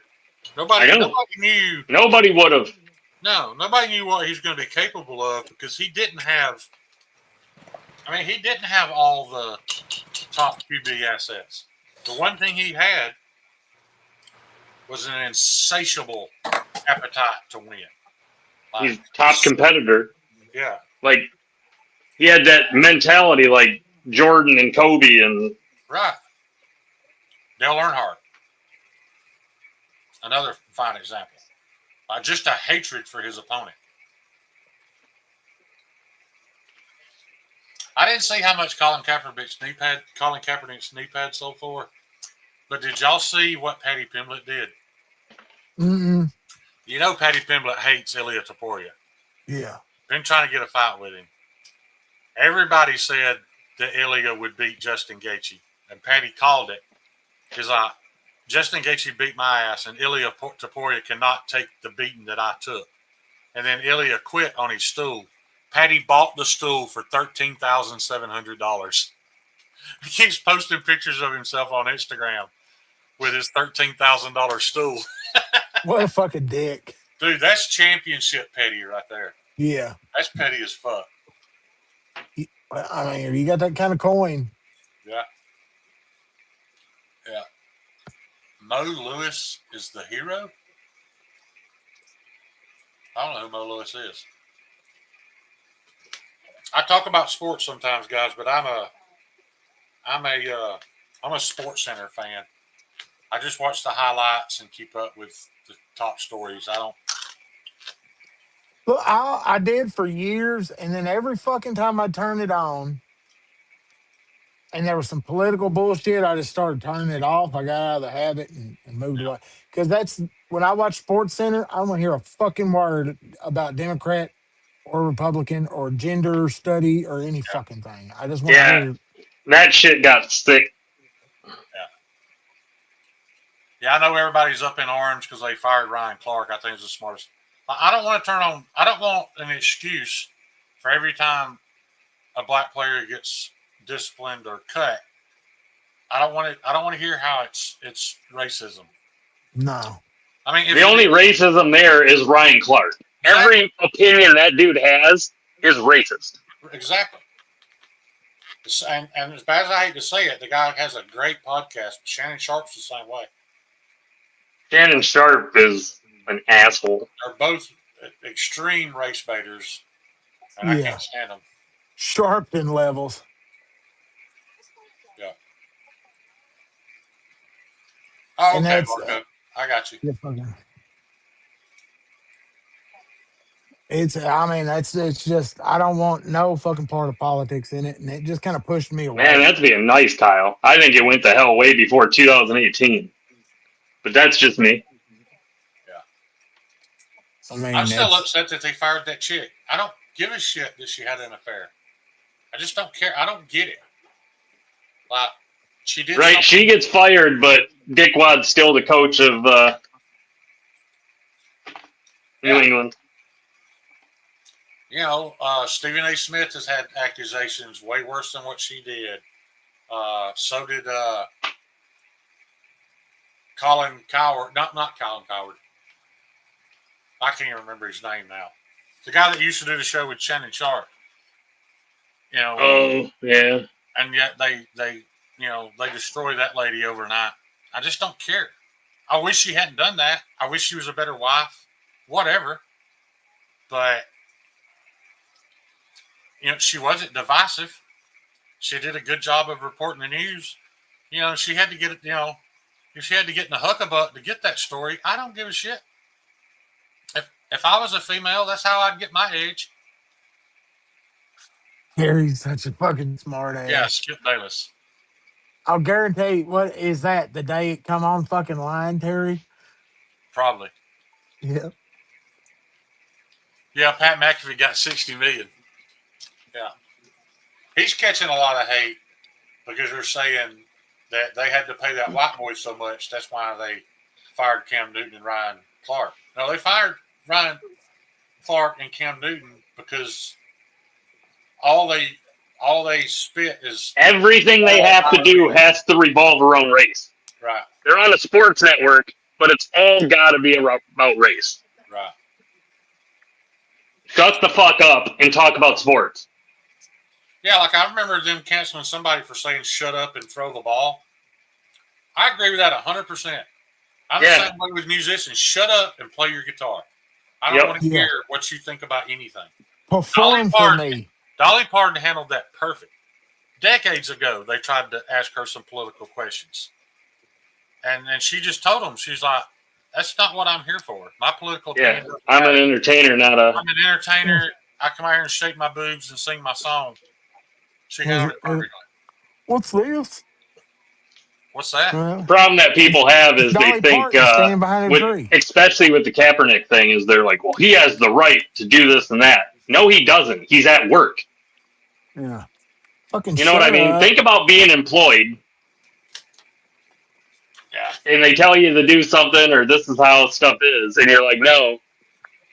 Nope. I'm making a show of this. Yeah. You're at work, dude. You're getting paid. Just throw the ball. The whole Ray Lewis controversy.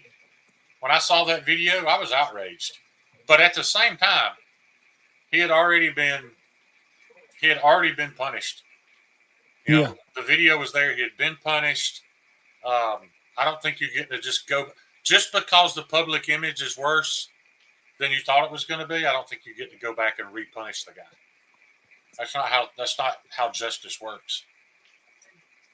You know, and then we find out that the NFL had seen the video months prior to it being released. Months. They just hoped it would never be released. So I don't know, man. It's sick that it's everywhere though. Yeah, Ray Lewis murked the guy. He's in the Hall of Fame. Yeah, and he got away with it.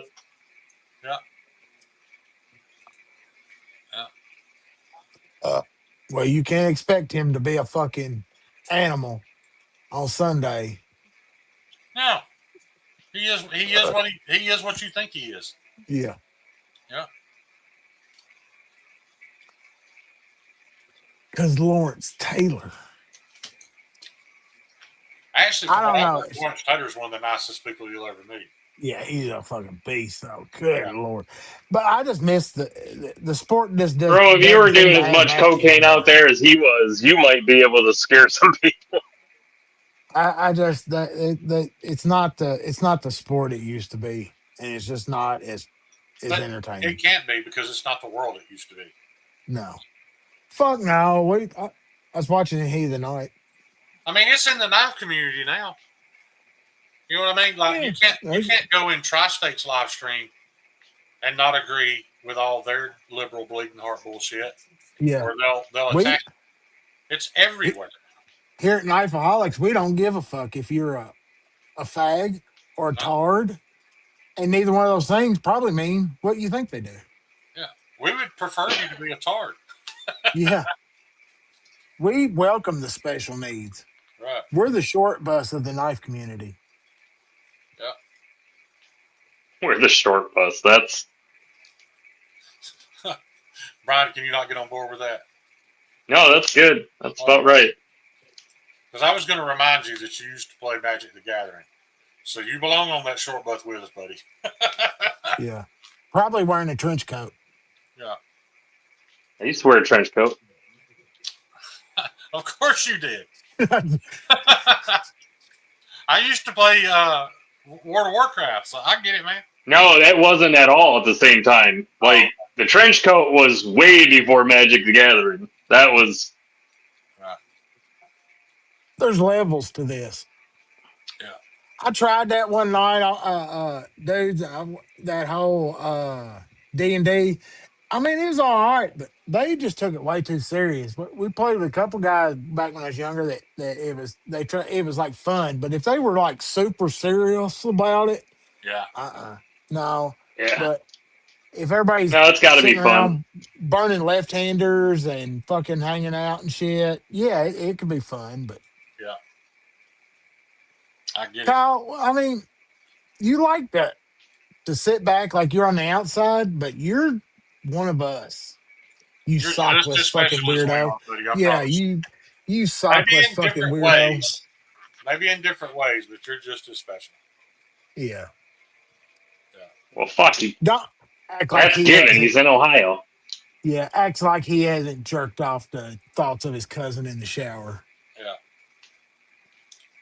Unless he's got all ugly cousins. I don't think it would matter. It's Ohio. That's true. I need a mini drip with a hole. There's a lot of hotness in Ohio, but Ohio, the more that body cam video I watch, the more I'm convinced that Ohio may be the worst place in the United States.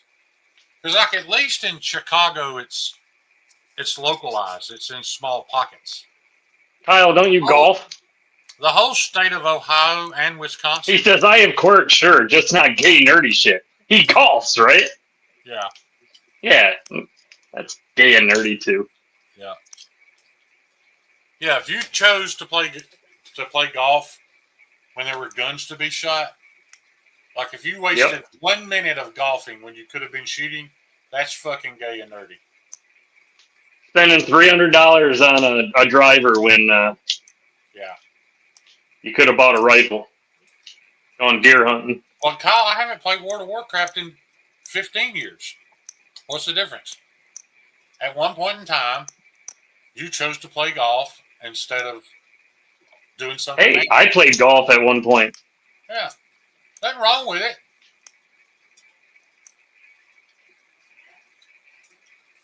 I made money to play golf. It doesn't matter, dude. Does not matter. You're getting a phone call after this. You made money to ride the dick of rich old golfers. That's what you got paid for. Were you a club pro? Yeah. Were you teaching dudes like, well, not teaching, but taking their money so you can you need to step this up or tighten this up? Oh, you're rolling your wrist. You're rolling your wrist. You got to keep that. Ghey, gay. Yeah. And Kyle was a big Tupac fan, so that tells you he's gay right there. Because Tupac was gay. Oh, 100%. You ever see videos of him talking before he was doing the interview? A complete industry plant. No way. Have you not seen the videos, really? Okay. I assumed you were being sarcastic. I'm reporting this stream. I don't blame you, Kyle. Man, we made it an hour and 52 in before he had to say he's reporting the stream. I'm trying to pick at him, but I'm trying to take it a little easier than I did last week. We may have pushed the boundaries of what was friendly last week, so I'm trying to get easy on it. But I had so much fun doing it, dude. But we kept it. But the worst part of it was kept offline. So yeah. I mean, but. Man, this should have made my Warney Wednesday carry. And I love that Kyle called me and was like, it was funny, but I ain't gonna lie. I was borderline a little pissed. I was like, I know you were. That's what made it so funny. I can't even remember what it was last week. Scab and got in there. Yeah, it was the hashtag Kyle hates brown people. That's what. Oh yeah. That's what made it funny. Is we know it's not true. Yeah, I mean, he doesn't cross to the other side of the street just because he saw brown people. I don't hate anybody other than pieces of shit. I don't care what color they are. I hate them all the same. I hate brown people, shit, black people. I dislike everybody. I don't dislike everybody. Equally. I'm a pretty friendly guy. No, I mean, but if you're a sociopath, anyway, never mind. No, I mean, don't know me, might not know that though. Well, it'll be all right, Kyle. They'll figure it out. Yeah, I mean, it's not like it's a really big community here. We're not talking about. Yeah, Kyle, we have nothing but hooligans in here. So, no one you need to impress. Like 25. Yeah, there's 24 people in here right now, and 15 of them are bots. Yeah, I guarantee. Half of them have directly messaged Kyle asking a question at one point or another. Right. Yeah. Or they've argued with him in the comment section about something. Yeah. They have plenty of other reasons to dislike Kyle. His racism has nothing to do with it. Oh, me.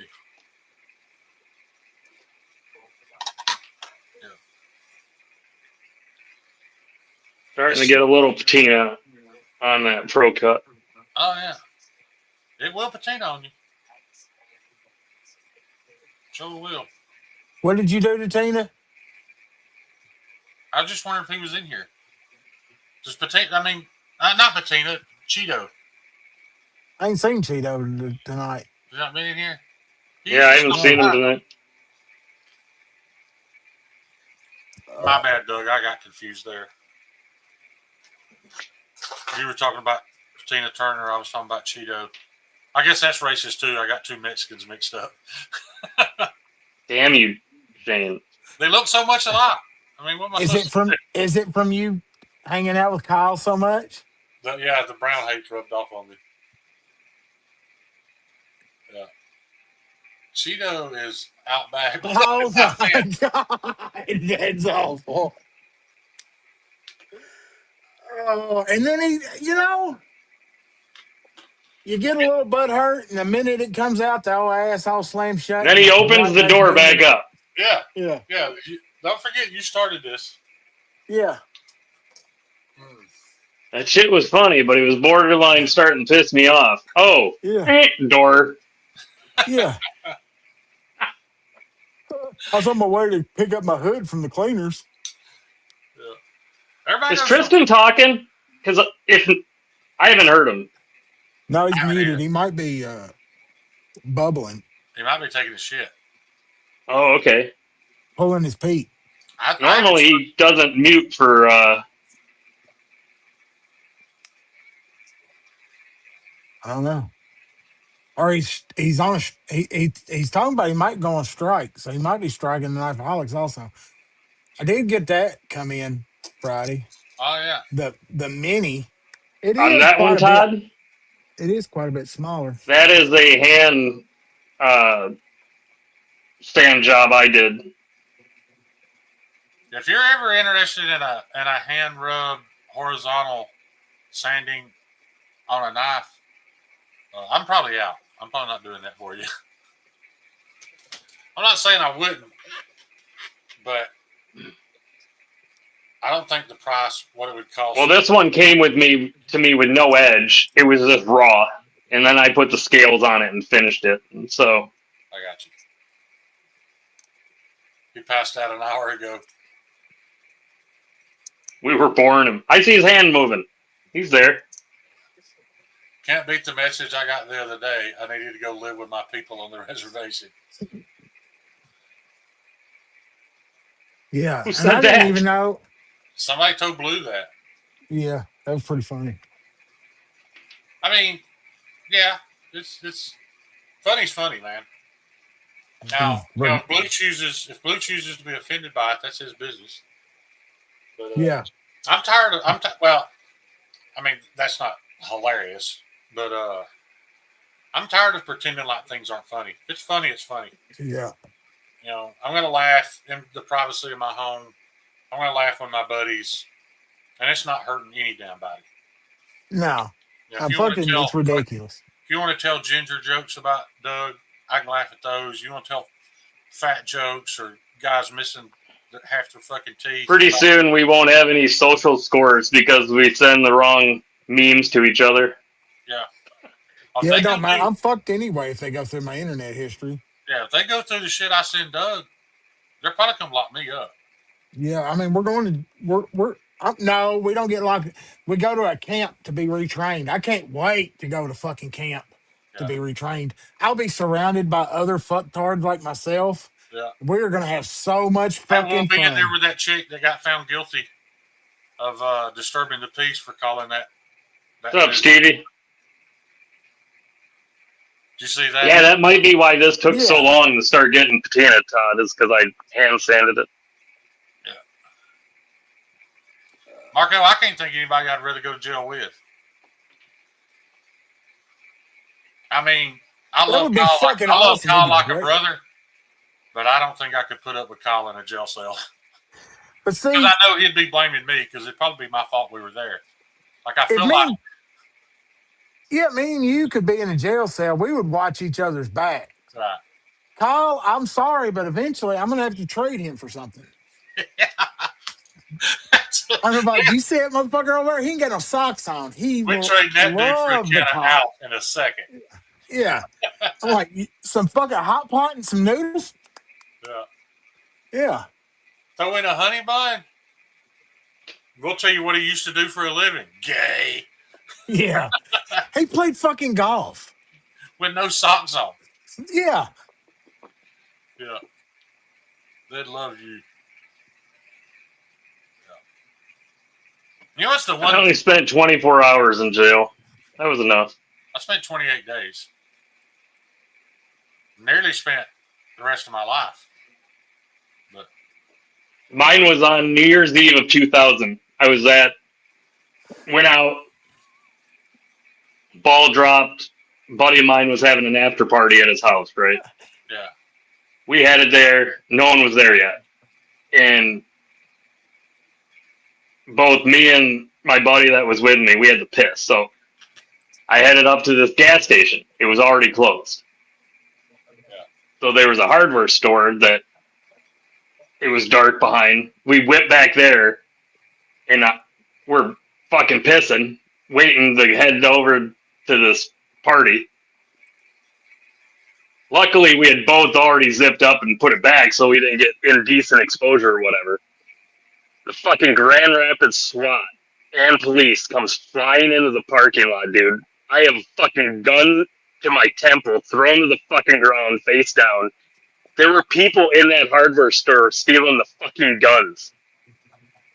And we pull out back to fucking take a leak. That was fun. My wife's claim to fame is she's pissed behind a gas station with Yellow Wolf. We were taking Yellow Wolf to a concert because he didn't have a ride. And we stopped. Same thing. Gas station was closed. And Catfish Billy. We all went around behind the gas station and took a leak. So she tells everybody she's took a leak behind the gas station with Yellow Wolf. That's actually right about the time that he came up with the moniker Catfish Billy. I used to have a Yellow Wolf t-shirt that had a big catfish on the front of it. I like the Catfish Billy. Yeah. About 2 weeks ago, I'm sitting at a restaurant that I do for pest control, waiting for them to close. Right. So this restaurant is open, and a lady leaves, and she comes around the corner, and her and the guy are walking down the sidewalk, and she stops, and she runs past my car, which I'm totally visible in. Yeah. And the cook and one of the waitresses is in another car smoking. Runs past us all. And I'm like, oh, maybe she's jogging away and the other dude's going to keep walking. No, he just stands on the sidewalk. He runs over to the dumpster, goes behind one, and I'm like, oh no, don't do this. And it's too buggy. So then she comes to the one right by my car and right next to the car where the cook and the waitress are and fucking drops trow behind the dumpster. Does have a nice ass? I couldn't see it. The dumpster's there. Plus, I wasn't looking. So I go back and I'm filling out the paperwork on my handheld. And she comes out from around the back of the dumpster and she makes this noise like, woo, or something like, because she must have had to go. Yeah. And we all look. And she looks at me and she goes, oh, you sick fuck. Oh, like yeah. I was watching her. And I'm like, fuck you, bitch. I'm the sick fuck. You just fucking went and pissed behind the fucking nastiest dumpster after you left a restaurant that had a fucking toilet you could use. Well, yeah. Mama's out there with Bobo. I don't have an issue with her pissing outside, but if she's going to drop trial and then cuss you for it, that's pretty stupid. Yeah, I'm like, what? I didn't give a shit, whatever. I went back to work. I didn't look back up until she made a noise. Right. Whatever. I just thought it was funny that she, had the nerve to even say it out loud, because I was like, fuck you. Because somebody made a comment here a while back, because I've talked about the celebrities that I know, but they're all Alabama celebrities. And what I don't think people realize, they're different. Like, they're super approachable. You know, you could go to Trade Day in South Alabama and run into Hannah Berrien without even planning to. You know, they're not like West Coast celebrities. But we got a lot coming out of Alabama right now, man. Riley Green just shows up and plays small bars unannounced, like once every couple of months here. You know, that's cool. They, yeah.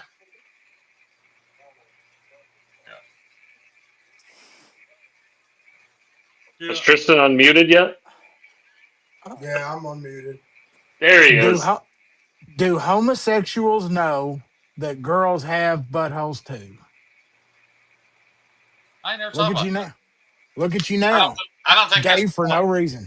No, I don't think that's the point. Because, like, I know plenty of lesbians who are friends with girls I've dated, and they know I could do the same job, but they're not attracted to me. They're attracted to women. Like, regardless of whether I could do the same job, or if, let's say I could do it better, it doesn't matter. They're not attracted. I didn't realize there was this sudden, like, I always thought, God, I hope this is going to come across as offensive, but I always thought all lesbians were the same. You know, they were attracted to women, and they did things to each other. Oh, yeah, Stevie was at that Pacific custom knife thing, wasn't he? Yeah, but now I'm finding out that there are lesbians who don't care for a woman to go, like, they're there solely to give. That just confuses me. Yeah, that doesn't. And then you got pillow princesses who are solely there to receive. So I don't know. Hey, man, if it makes them happy, I support it 100%. Yeah. It's always an education on alcoholics. Yeah. You're going to learn something. Yeah. Maybe something you didn't want to know. How'd the show go, Stevie? Yeah, did you get the knife you wanted? And did you get the light you wanted? Did you get the pistol light you wanted, Stevie? We can still say pistol on here, right? Yeah, whatever. Yeah. I'm not scared about that. I think we'll be all right. Oh, the place he was looking for didn't even show up at the show. It really is amazing that we all walk on eggshells for YouTube, and then I go to channels like just click on Overton Windex one night. He starts a lot of his live streams by saying the N-word 10 times in a row. I saw your spoon, Stevie. And pretty cool. He I mean, I'm sure he is racist, but yeah, he says it with a hard R. And he does it to remind people that all that stuff's bullshit. They don't care. If they're making money off of you, they do not give a fuck. No, they just won't pay him. Right. They'll let you make your stuff and make money off you, but yeah, they're just going to demonetize you and shit like that. Right. He doesn't need to be paid by them. He probably makes enough off Arkin. No, if he's got that big of a channel, he's making revenue off of. It's not that big of a channel, but you know, he ends up with a waiting list of like-minded people to come to his property and him teach them how to long-distance shoot or extreme long-distance shoot. Oh yeah, yeah. Stevie, people like that just get a ton of business. Yeah, that's all it's about. Yeah. Stevie, did you get the flashlight? He got a titanium ramen spoon. That's what he got. He's posted it on Instagram. You can see it. Go like it. Comment. Subscribe. I will say, and I don't want to hurt anybody's feelings by this, but out of this last batch of thugs, Brian bought the last one, and it's by far my favorite. I love that color combination. I don't know if you can see it in the Instagram picture, but that blue looks like a bowling ball when you look at it up close. And so that royal blue swirl with the Tiffany blue pins. You did not get the light, Shane. Okay. Did the guy not show up or have them? I don't even own a pistol I can put a light on anymore. I've backed up. I've had pistols in the past year you could put everything on. Now I don't have them. I have several with the exact same stream light on them. Like I had a Canik TTI Combat. You know, everybody wanted that gun, and it was very cool, and it was very fast. Like you could drive that gun. It was fast, man. But I just don't trust pointing anything at my lower body that I can't see the hammer. So I just don't carry striker fired stuff. Oh, I got you. No, all hammers, huh? Yeah, if it don't have a hammer, I just don't. I mean, I might trust it for a console gun or a bedside gun, but I still find myself looking at it and thinking, did I put a round in the chamber? I don't know. It's got an indicator. I know. I just don't feel. I'm always locked and loaded. Yeah. One in the chamber. That blows my mind, dude. Like people I see my pistol, and when I take it out and they realize that there's one in the chamber and the hammer's back, they're like, "You carry like that?" And I was like, "Why would you not?" I mean, yeah, seconds matter. If you don't have something in your pocket that you trust, then why are you carrying it in the first place? You know, if you haven't trained with it enough not to make that mistake, why would you carry it in the first place? That's stupid. It should be in the same condition that you shoot and train in all the time. Because when you're getting smacked in the face and the adrenaline hits, your fine motor skills go out the fucking window. Right, so I never have to ask myself that question. The hammer's back. I know all I got to do. Do I have to rack it? Right. Yeah, I don't ever have to worry about that. Let alone if you have to pull your gun and rack it. Right. If they've got a gun or something, you're done. Right. But I'm not winning any gunfights anyway. I'm old. My balance is shit. Probably doesn't matter. But that's just the way. I think if you're going to carry one, that's the way you should carry it. Yeah. That's why I'm kind of enjoying carrying a revolver, Todd. There's always one in the chamber. And I've trained extensively with drawing from the hip and cocking it before I ever get it on target. I want to get I used to have an LCR in 9mm, which sucked. But I'm a round specific guy. I like to keep the same rounds. If all of my pistols are 9. I get that. But now that I've got that 357 Golden Boy, I want to get an LCR in 357. Yeah, I got a 357 now. I got like 50 rounds, of Magnum, 50 rounds of 38 Special. That's not a gunfight pistol though. That's just a, last case scenario. They're good close up, and that's all you need. Right. Yeah. I still want to buy a dedicated, as lame as this sounds, a dedicated battle pistol, even though I know I don't need it. Because all I have right now are concealed carry sizes.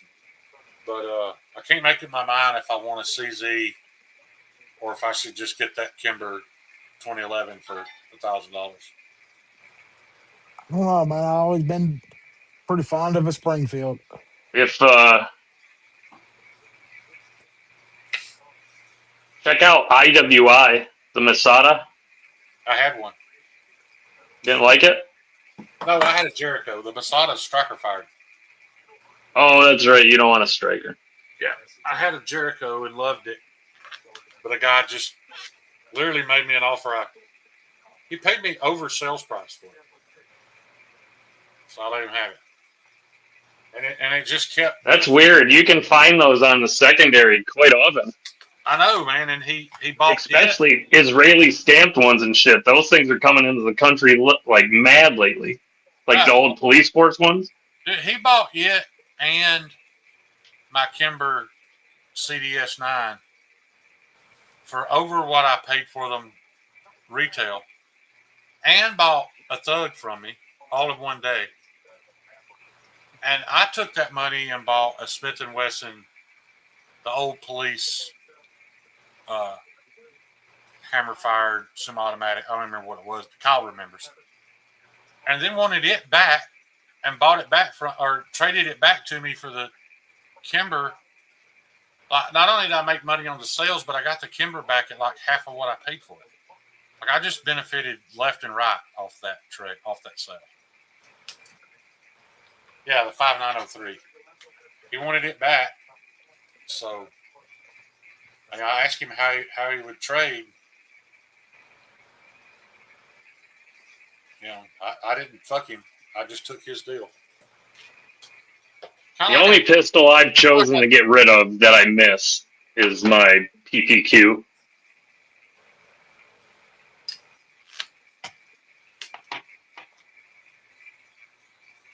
My Walther PPQ was pretty fucking good. That was a good gun. I've never owned a Walther.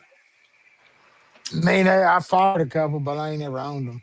I mean, I've heard great things, but it was a great gun. But I had it back in the early 2000s during like the ammo and mag shortage, and you could not find extra magazines for that fucking gun.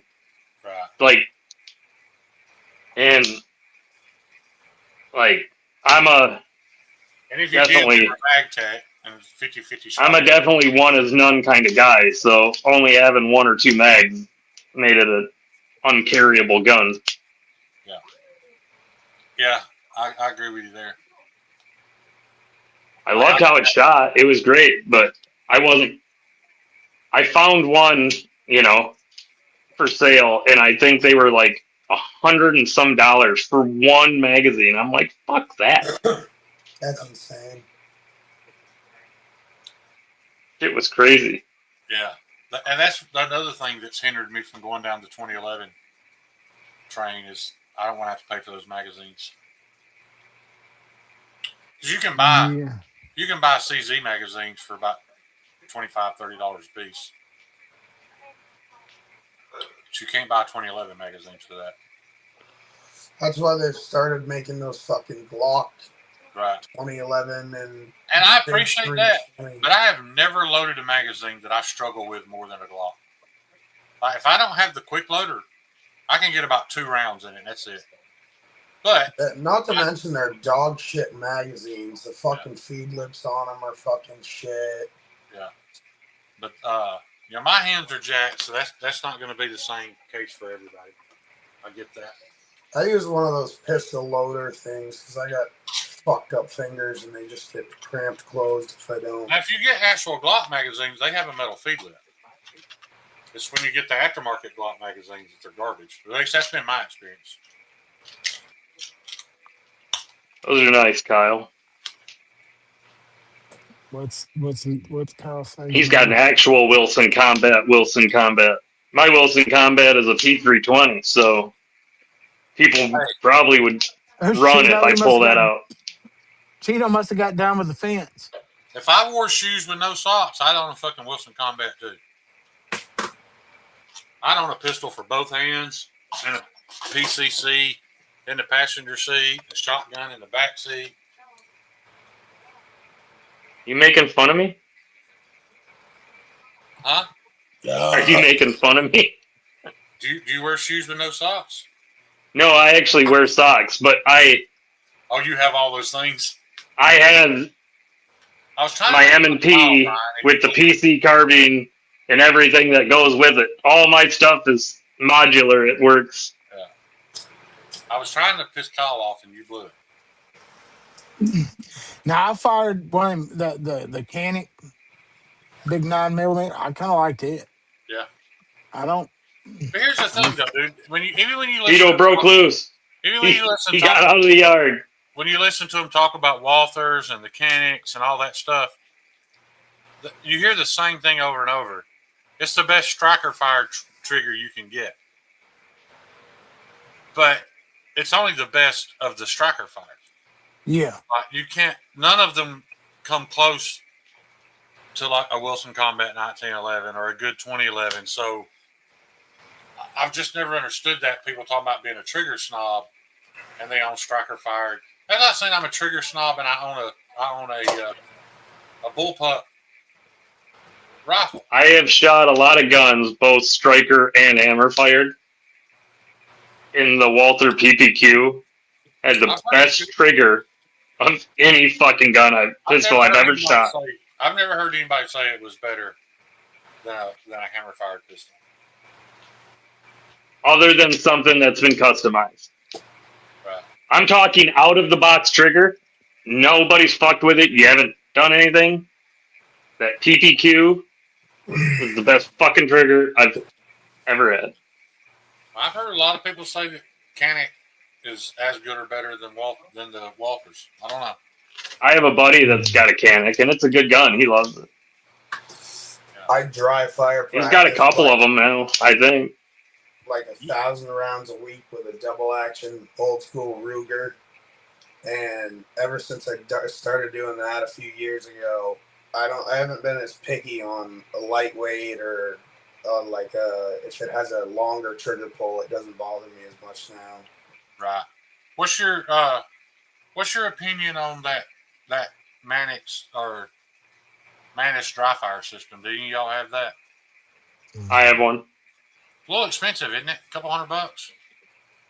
They used to actually be mine's not the Manix. I have a different one, but it's a laser one you put in the chamber, and you can put the app up but what are you? I don't know. Does it come with a target? No, you put up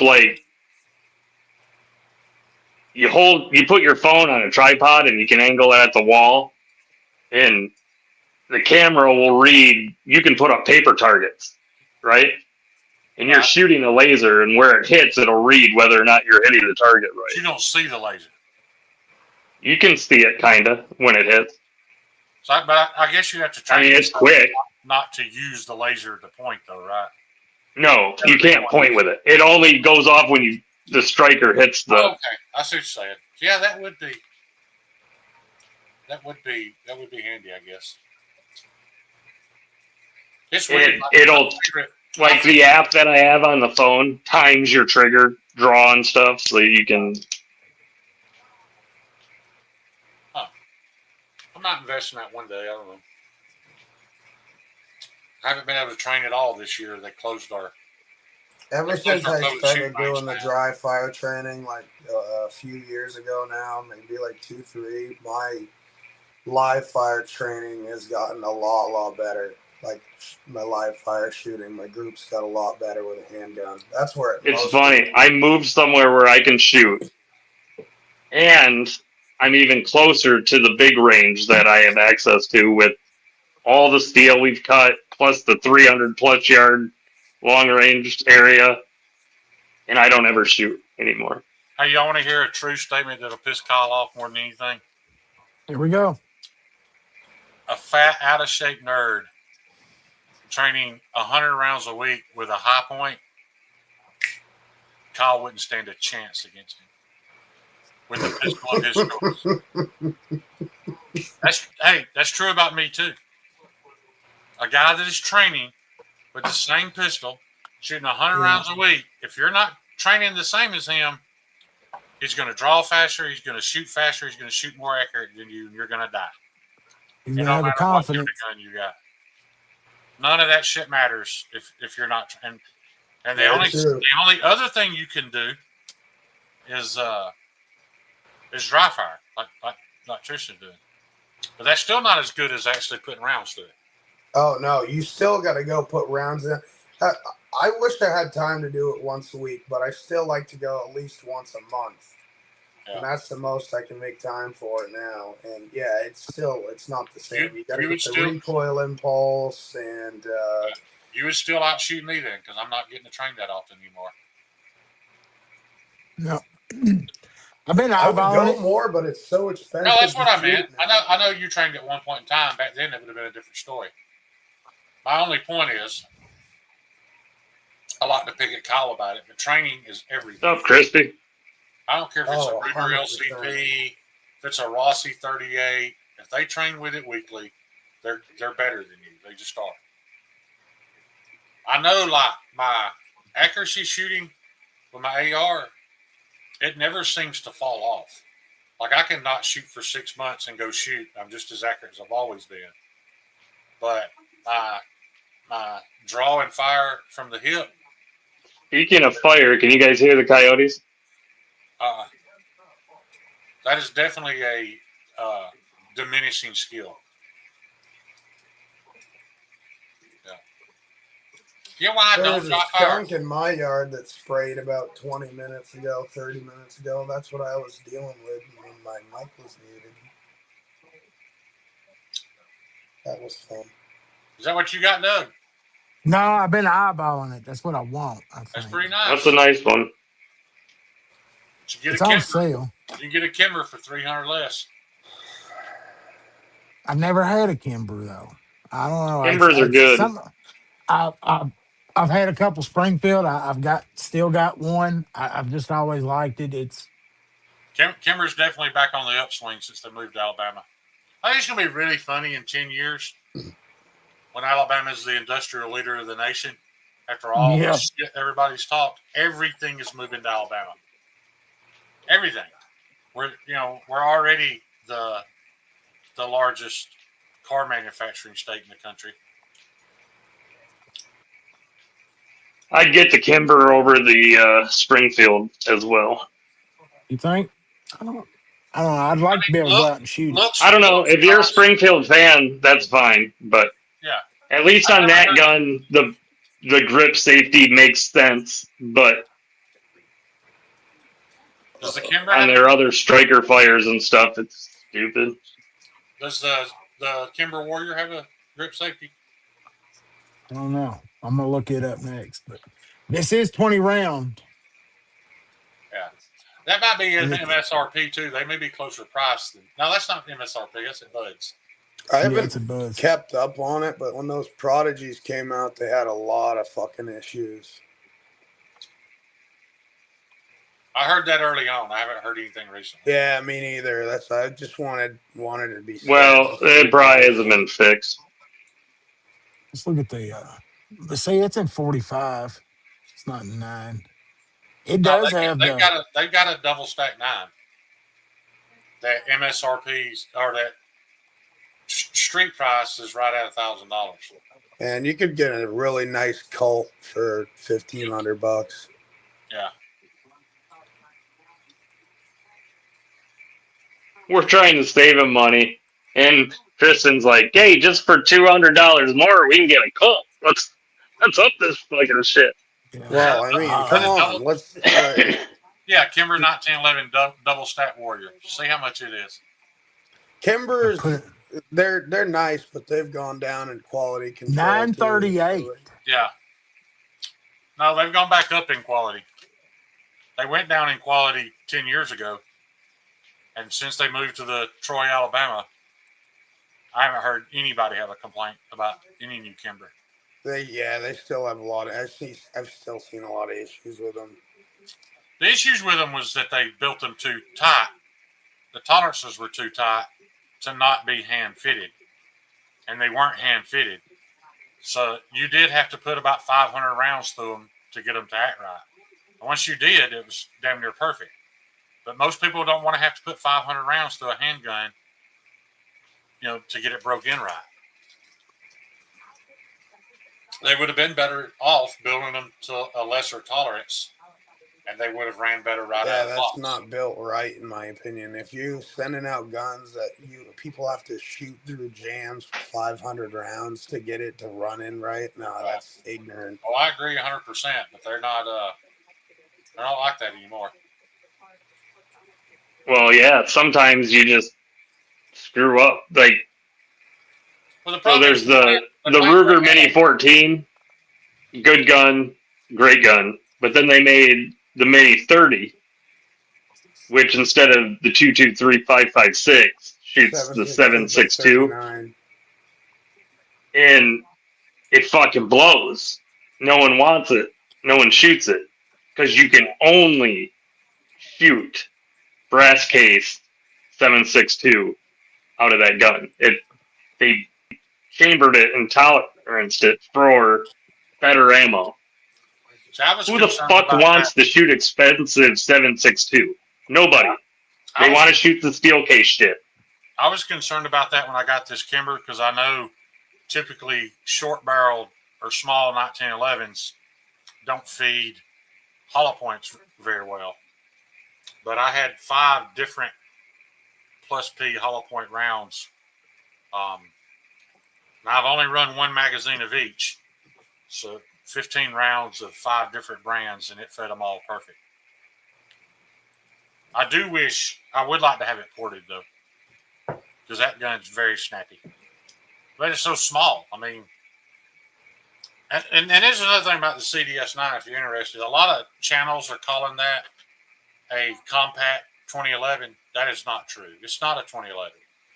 It's a hammer-fired double-stack 9mm, but it doesn't even have a 1911 trigger in it. It's a different setup. Still very good, but it's not a micro. I've seen that, Kyle.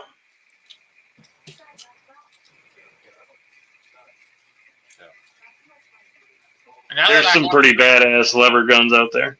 Now that I have a 357, I may get a 357 lever gun. But again, dude, I'm going to get a $500. I'm going to get a $500 Rossi so I can put a suppressor on it. I don't need a $1,000 Henry. Man, I think the Henry thing's just running away with itself. It is, and I there's no doubt in my mind there's a difference in quality between the two. But if I have to shoot out past 150 yards, I'm not using my lever action anyway. So I fired a Henry and fired a Rossi. I mean, it's not like it's going to jump out and fucking bite you. They got some lever actions they made in like 30-06. No, the difference is that Rossi's not going to last anywhere near like the Henry, especially if you shoot a lot of rounds. Like now, they got a Browning BLR. That's lever action, and they make those in like 300 Win Mag, 270. Yeah, but they're well over $1,000, aren't they? Oh yeah, for sure. Yeah. I will continue to get Henry rifles. They're fucking awesome. Yeah, I agree. I'm just personally, I'm not going to shoot it enough for the quality difference to matter. So I'm just going to get the 5. And the only reason I want it is because I've heard how whisper quiet they are with a can. I had a Winchester 94 30-30 that was my deer gun. And I can use it for varmint control with 38 special rounds. And in Michigan, there's what's called a rifle line. So below the rifle line, you have to use a shotgun or straight cartridge round, like pistol. Yeah. Or so I had land open up to me that was below the line, and I don't like shotguns. So for hunting like that. So I sold my Winchester 94, and I bought that Henry 357, and I can hunt above or below now with that thing. I'd like one of those 357 lever actions, Brian. It's the octagon barrel golden boy with the. It's badass. I love that gun. I think it'd be fun to target shoot with 38 special in it too. Because yeah. 38 it's like shooting nothing, dude. It's like shooting a 22. It is. And 38 special is so fucking accurate, dude. Like that's why it's shot competition with it forever because it's a good round. It's the best plinking. Right, I send you this. That's the 74 acres me and my grandson got full access to hunt and fish, literally right behind the house. That's badass. Yeah. Trash, Doug. Well, I mean, it's $500. I'd love to spend the rest of my life looking to see where it come from. Turkey for that land so that he could have it one day when I'm gone. But I don't know if they're willing to sell it. They don't use it. Turkish import. And those people are pretty old, so I'm hoping I can talk them into letting us buy. If you're getting an import, though, you might as well get it out of Turkey because they're producing a lot of fucking good guns. If I was going to get an import lever action, I'd probably get one of those Rossi lever actions. Oh, out of Brazil? Yeah, those seem pretty nice. I've held a few, and You know, never heard anything bad about them. I was interested in that Heritage, but man, that's still $300 more than a Rossi. Yeah. Who's that made by?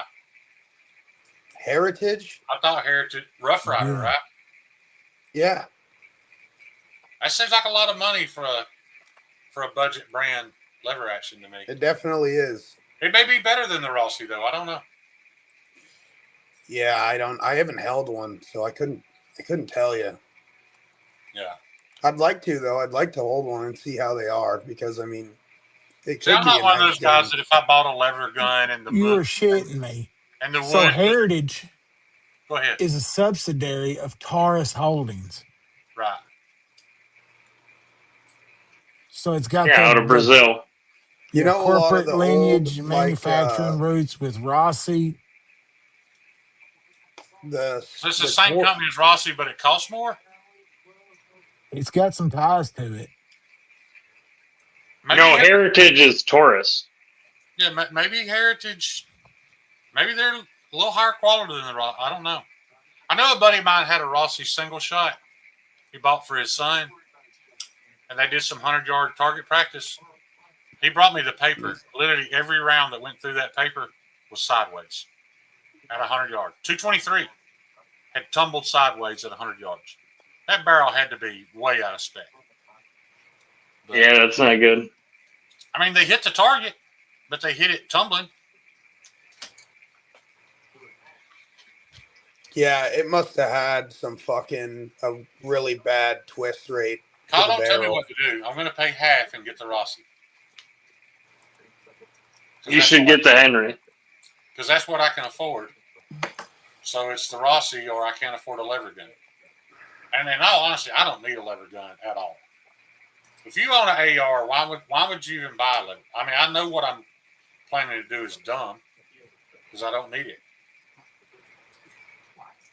So yeah, the those only are ones I have coming any out of interest in Brazil. are the ones for target shooting, like a 22 long rifle or a. If you get 357 good with your lever gun, you can lay down some pretty fast, accurate fire. And but you can never lay down faster, more accurate fire. no, but you're putting down a heavier load. Yes. Right. That 357. A much heavier load. If you could get thread the barrel, I got a buddy who could thread the barrel for me on most of them. It didn't come threaded. You're 100% right. To suppress that thing would be a really, really nice hunting rifle. Think about this, Shane. What? You send off 223 round and it hits my plate carrier that I know is going to stop it. Right. And I send off a 30-30 round at your thigh. Right. Oh, I get it. Oh, you're 100% right. I know that's exactly what's going to happen. That's why I'm not buying the $1,000 gun.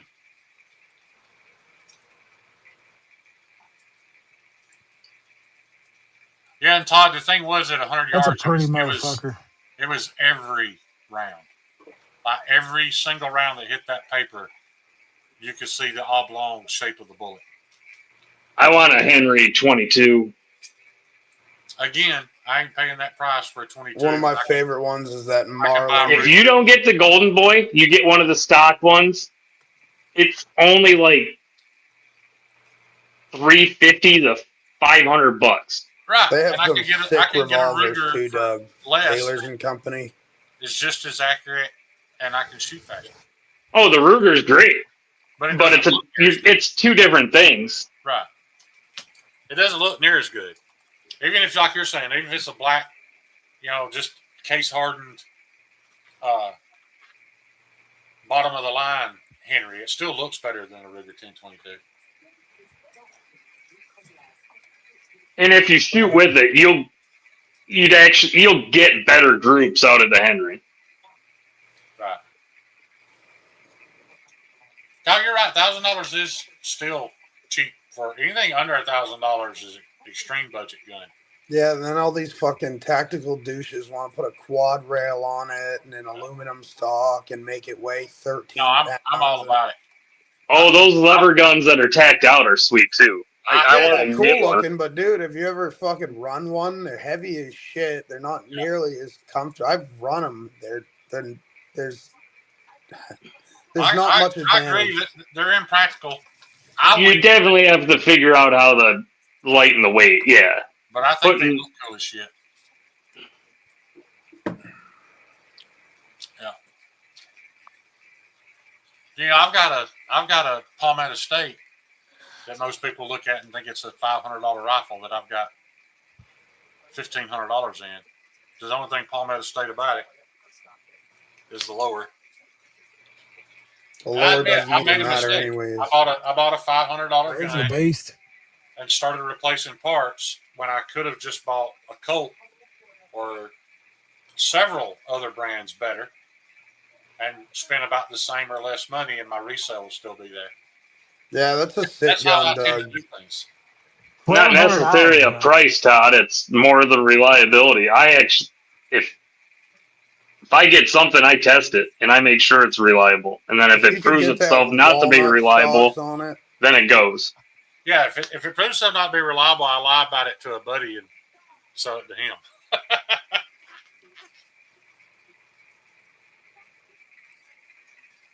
I like the length on that too. That must have been an 18-inch. How much is that? I think it's right at it. I'm guessing 1,200. Oh, 12. Okay. 16. Yeah, 16.3. That's the MSRP. I like the sights on that too a lot. No, the 16 was the barrel, I think. I like how that's got a rear ghost ring sight right on the back of the receiver. Yeah, those ghost sights are nice on the back. It's so nice, dude. You get a good sight radius on your gun, and I'll tell you what, though.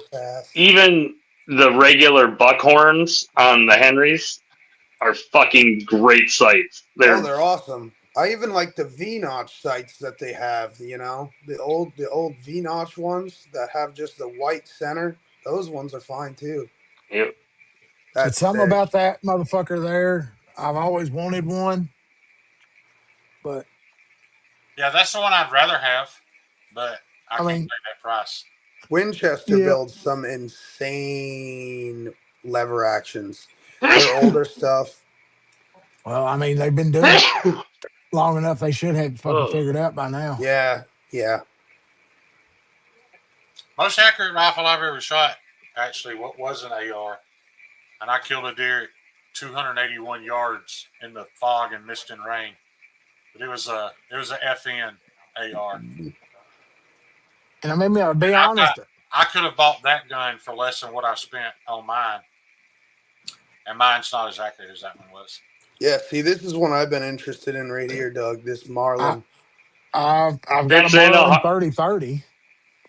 If it's in with 120 yards, I have a Ruger American bolt action that's chambered in 7.62 by 39.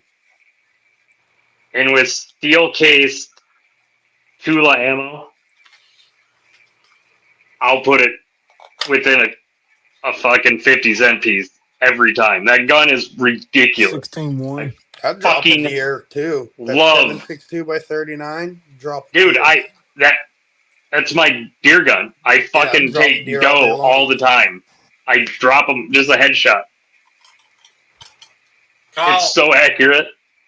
I know we talked about this, but I couldn't sleep at night knowing I'd bought the cheapest or the poorest performing 357 Magnum ammo on the market. So I went back and got some Hornady American Hunter. And this has 300 feet per second more velocity. $2,000. Than the Remington Golden Saber. Came straight home, dumped those 5 rounds out, and put this in it. That's a pretty one, too. A mountain lion. You know what got me to wanting the lever action, right? I wonder if it's the same for y'all. You got to watch the new Marlins, Doug. Since they got sold twice, they've had a lot of issues. Did Wind River get you guys interested in lever actions? I mean, lever action's always been my favorite rifle. What's Wind River? Anyway. Did Wind River stoke that flame though? No, I mean it goes back to. First of all, that's a huge fucking mistake. It's a Taylor Sheridan movie with Jeremy Renner, And this was before Yellowstone and all that. He did 2 movies that I know of. He did Wind River and Hell or High Water, and they are absolute must-watches. You can find I've them. seen Hell or High Water. Yeah, Hell or High Water is one of my top 10. Wind River is one of my top 10. There's a really, really good. But he carries pretty sure it's a Marlin 4570. But of course they get the ballistics wrong. Like when he shoots people, they fly 6 feet straight back in the air. But I've seen one of those. I know what you're talking about. He was horse riding in with it, and yeah, very cool movie, man. Now that is fucking hilarious. A Henry repeater, big boy, 980. The Rossi triple black, 990. Yeah. And I understand the large ring, if you've got on thick gloves, but I hate the way it looks. Yeah, it's ugly as shit. It's ugly as shit. And I'm in the South. I don't ever wear gloves that thick. I don't need it.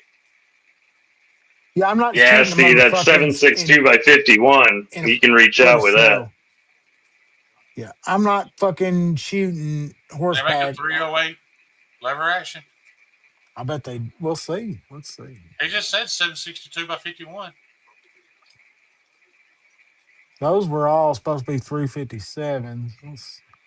The 7.62 by 51. That's like a sniper round. That's like the Mosin and shit like that.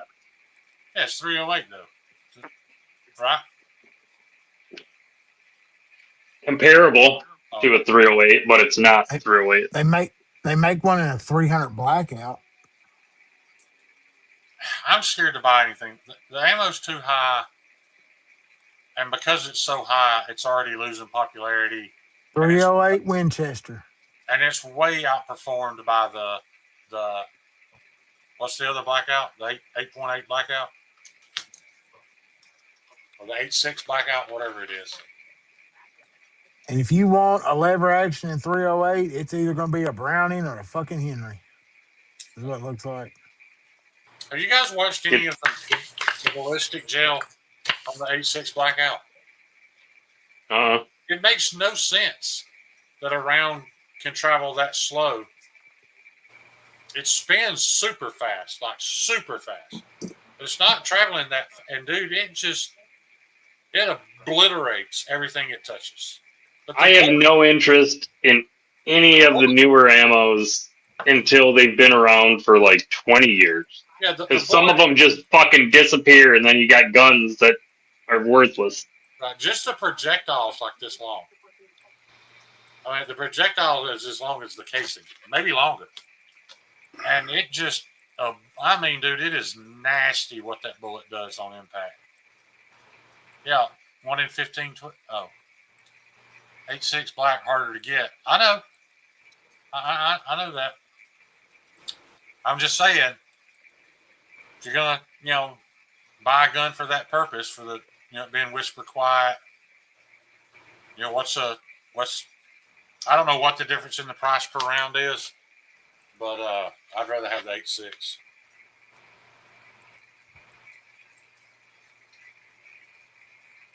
This is a 1911 I built like a year and a half or two ago, using all Caspian parts except for the barrel, and I gunsmith fit everything. I blued the frame, and the only thing I didn't do was I sent a slide off to have the Cerakote done, and then I brushed it so it's got like a two-tone finish. Is that a big compensator on the front of it? It's got a threaded barrel and a comp, yeah. Oh, okay. I bet that cement's is heavy. It's not much heavier than a standard 1911 now. Yeah. It's set up to competition shoots. Yeah, I should say, I bet it eats up recoil. Yeah, it's got no recoil with 230 grain standard target loads. It's pretty fun to shoot. Todd Carter, you're not going to try to type that guy's name? Don't be a sissy. Come on, Todd. Type his name in the comments. I know the channel you're talking about. But I know why you're not typing his name in the comment section, because you can't. Because I can't either. Y'all know who he's talking about? The guy that people mail him the 12 gauge slugs, and he loads them, fires them. Was it Talfalamoose or? Yeah, it was something like. Yeah, we pulled him up on here one night, and he was firing all this oddball shit. Where like he's somebody funny. put a fucking. I Todd, crushed an 8-ball and built a 12 gauge shell with it. Y'all don't understand the humor behind that, because Todd Carr is always very. I don't know the word I'm looking for, but the fact He's a that fucking English teacher. Yeah, and the fact that he skipped that guy's name is pretty funny, because I would have skipped it too. Yeah, that 300 hammer looks fucking sick, Kyle. I wanted to fuck around with that too. I've seen people using that to hog hunt. Phallus moose. I said Talfalamoose. However, I don't know how you pronounce that guy's name or the channel name. I don't even know what it means. I don't know why he named the channel that. Doug, you watch Banana Ballistics? No. Isn't he in Kentucky? Yeah, I've watched him. He's in Kentucky. I haven't watched him. I've heard about it. It's not a regular. He's he doesn't really review guns. He just does a lot of ballistics and. Doesn't he have that really deep, weird voice for? Yes. Yeah, it's hilarious, dude. You look at him and you don't think it's like. He's just funny. You think he's joking at first. You're like, this has got to be, but no, that's his fucking voice. Like. Right. He does a good video. Yeah, if you're interested in ballistics at all and penetration, he's kind of like the Outpost. I know you're watching some videos about penetration. Yeah, that's all I watched. He's like the Outpost 76 of ballistics, but he's way more entertaining. I agree, Kyle. I was interested in the collector's videos at first, but he comes across. Yeah, I don't watch his stuff anymore. When you start naming your videos, my $1 million bunker and my $1 million collection, it just. I mean, I guess if you're more wealthy, you might be into that type thing. But do you still check in with Nothing Fancy? No. Hell yeah. I love Nothing Fancy. It's just I've been watching that guy since I was like 11 years old. I know. I never got into Nothing Fancy. Like, it just never. It's funny. I've gone back and watched some of his old Spyderco reviews. Now it's pretty good. But. So no joke, Brian. I bought my first 22 ever. Well, had my stepdad buy it. But my first 22 I ever got was based off of his reviews. Recommendations? Yeah. It was he shot it straight back in the day, man. He still does. But most of his shit's on Patreon now. Popular. That's why he's not popular and why none of these big companies work with him. Yeah, because if your shit sucks, he's gonna say it. Oh yeah. Period. Yeah, and then also I think his big thing now is his Patreon. I don't think he's not big. I just think it's a different, like, he doesn't have a YouTube presence like he used to, because if he puts something on YouTube now, it's probably 6 months to a year old from when he did it. He never got in my algorithm. I've heard his name a million times. Yeah. I just didn't. I never went down that rabbit hole. Another one that I used to like that has gotten, I don't know if it's awkward or kind of borderline creepy, but like I don't like the Wrangler Star anymore. Yeah, he's got kind of like, he went from being someone that I like to kind of, I don't even know how to describe it. The only one I actually at all, he just doesn't feel like somebody I could relate to. He's like culty almost now. Yeah. I like that guy, and I haven't watched a video of his in almost a year or so now, but I liked that guy, Honest Outlaw. I used to watch him a lot. Honest Outlaw.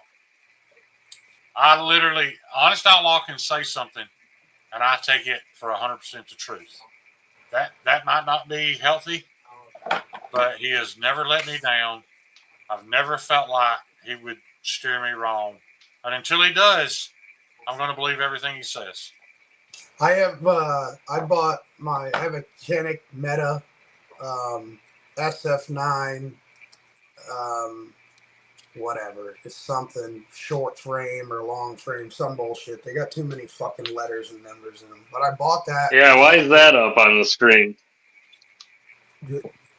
Just saw it pop up. Figured. Is that Tyler Hardness? Yeah. I don't give a fuck about that guy. 63.7 Magnamax. Look, man, when you start threatening knife companies that if they won't send you stuff to test, yeah, that was you fucked. can hurt their fuck that guy. Yeah, I'm not arguing. He may be the most precise HRC tester on the planet, man. But you went the wrong way about it, buddy. Right.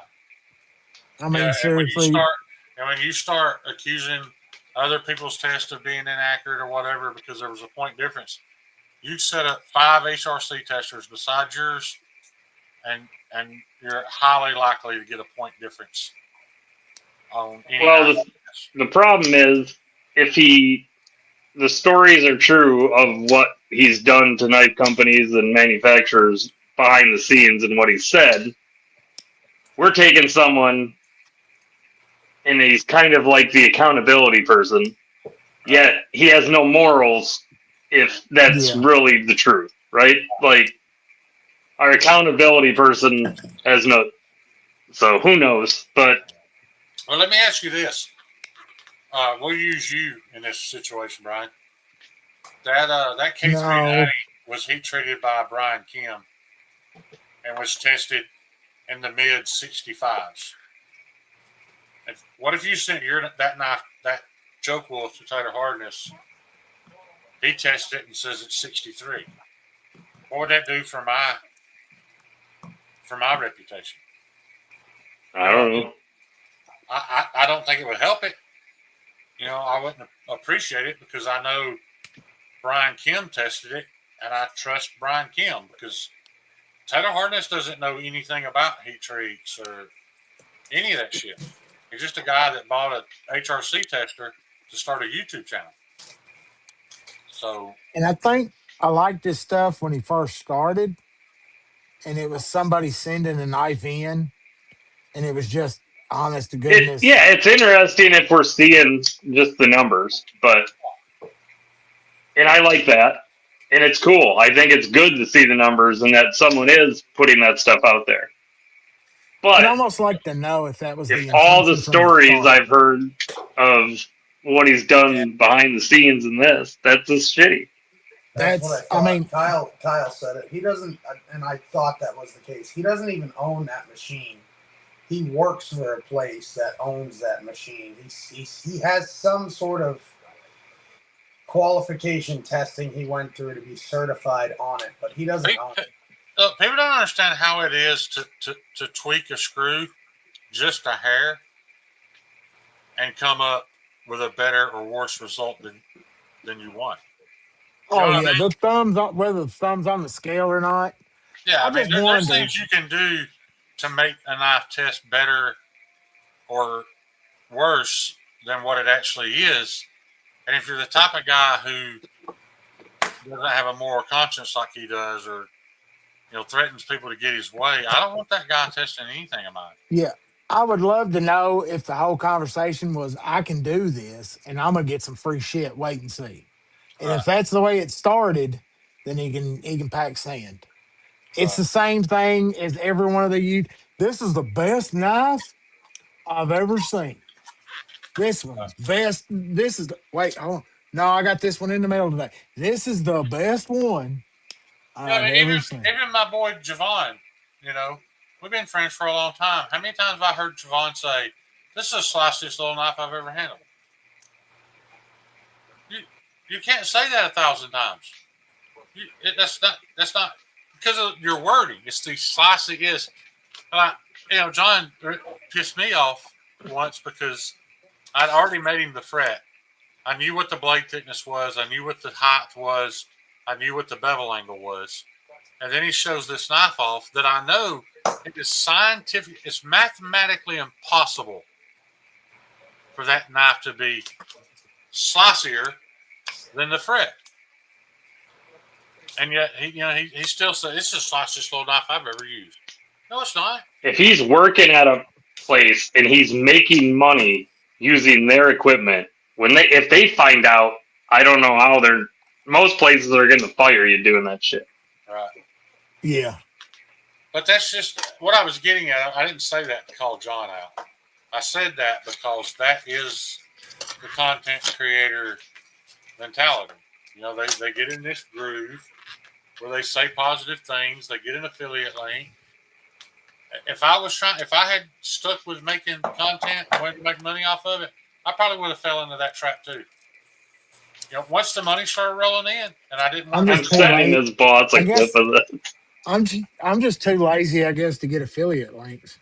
Yeah. But then there wouldn't be things like, so the mini, not my favorite. Not my favorite. But if any of you guys, I watch an auction house a lot, and not even a year ago, an HRC machine came up, and I put it in the to watch list, and I got busy and I missed the auction.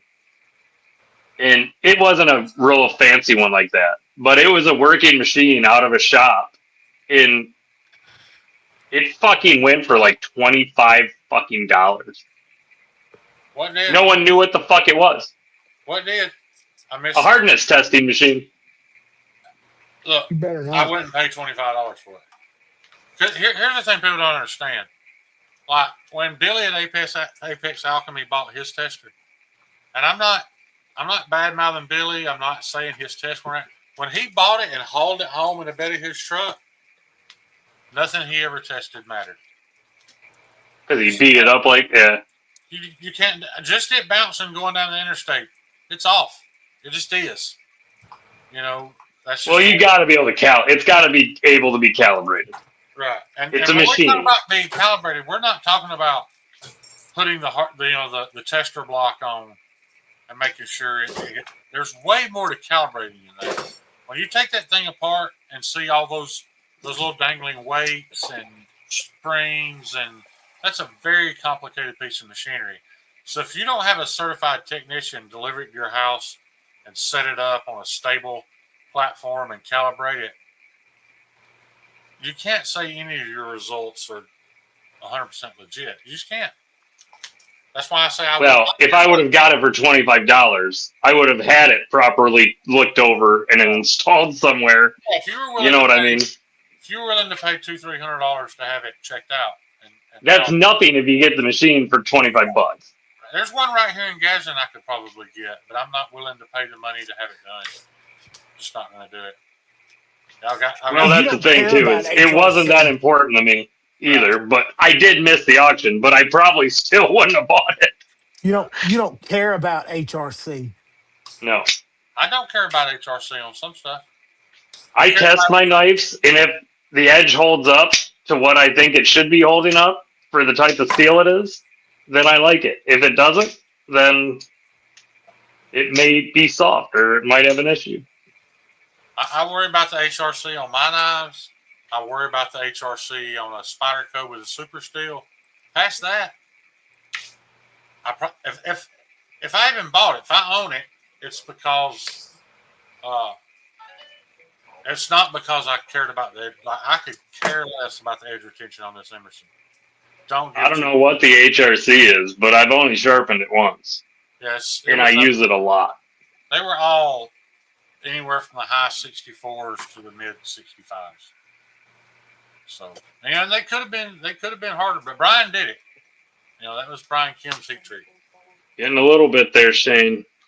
Yeah.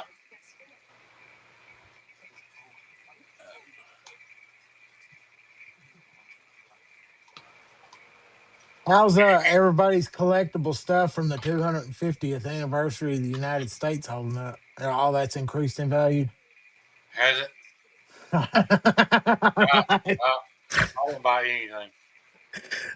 I've been waiting to see some stuff hit the clearance bin because if it looked cool, I'd be like, yeah, I'll snatch something. But I didn't buy shit that was 250th anniversary USA. I will say the gun industry made it gross. It was just gross. Oh, the knife wasn't much fucking better. What knife? I bet it holds a value as much as the Gateway does. The new QSP. I mean, Jack Wolf. Honestly, I prefer 14C28. Yeah, it's around 620, Yeah, yeah, and Todd, you know, me and Gerald talked about some testing today where 14C28N, even with a quality heat treat at 62, didn't perform well, but it was a different type of media. You know, because that was one of the things we talked about is, you know, he knows he cuts cardboard and cardboard only. So he could test the edge retention on a knife and tell you how good it is, and then you buy it, and your main use is not push cutting cardboard. You may have a different experience. You know, it works great for you, and that's awesome because you can get it very cheap.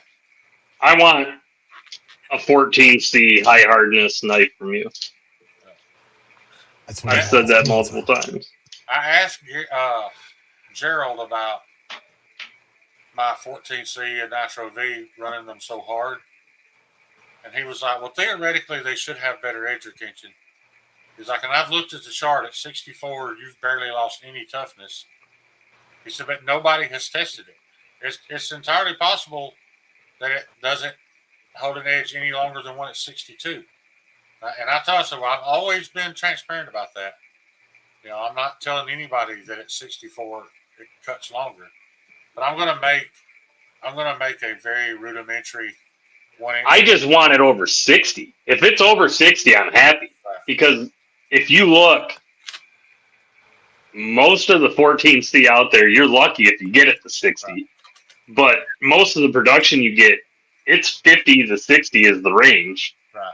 58 to 60. And you're getting probably 58.5 on most of it. Right, but he was also talking about like with crew wear. He's like, I can test crew wear, same thickness, you know, same knife.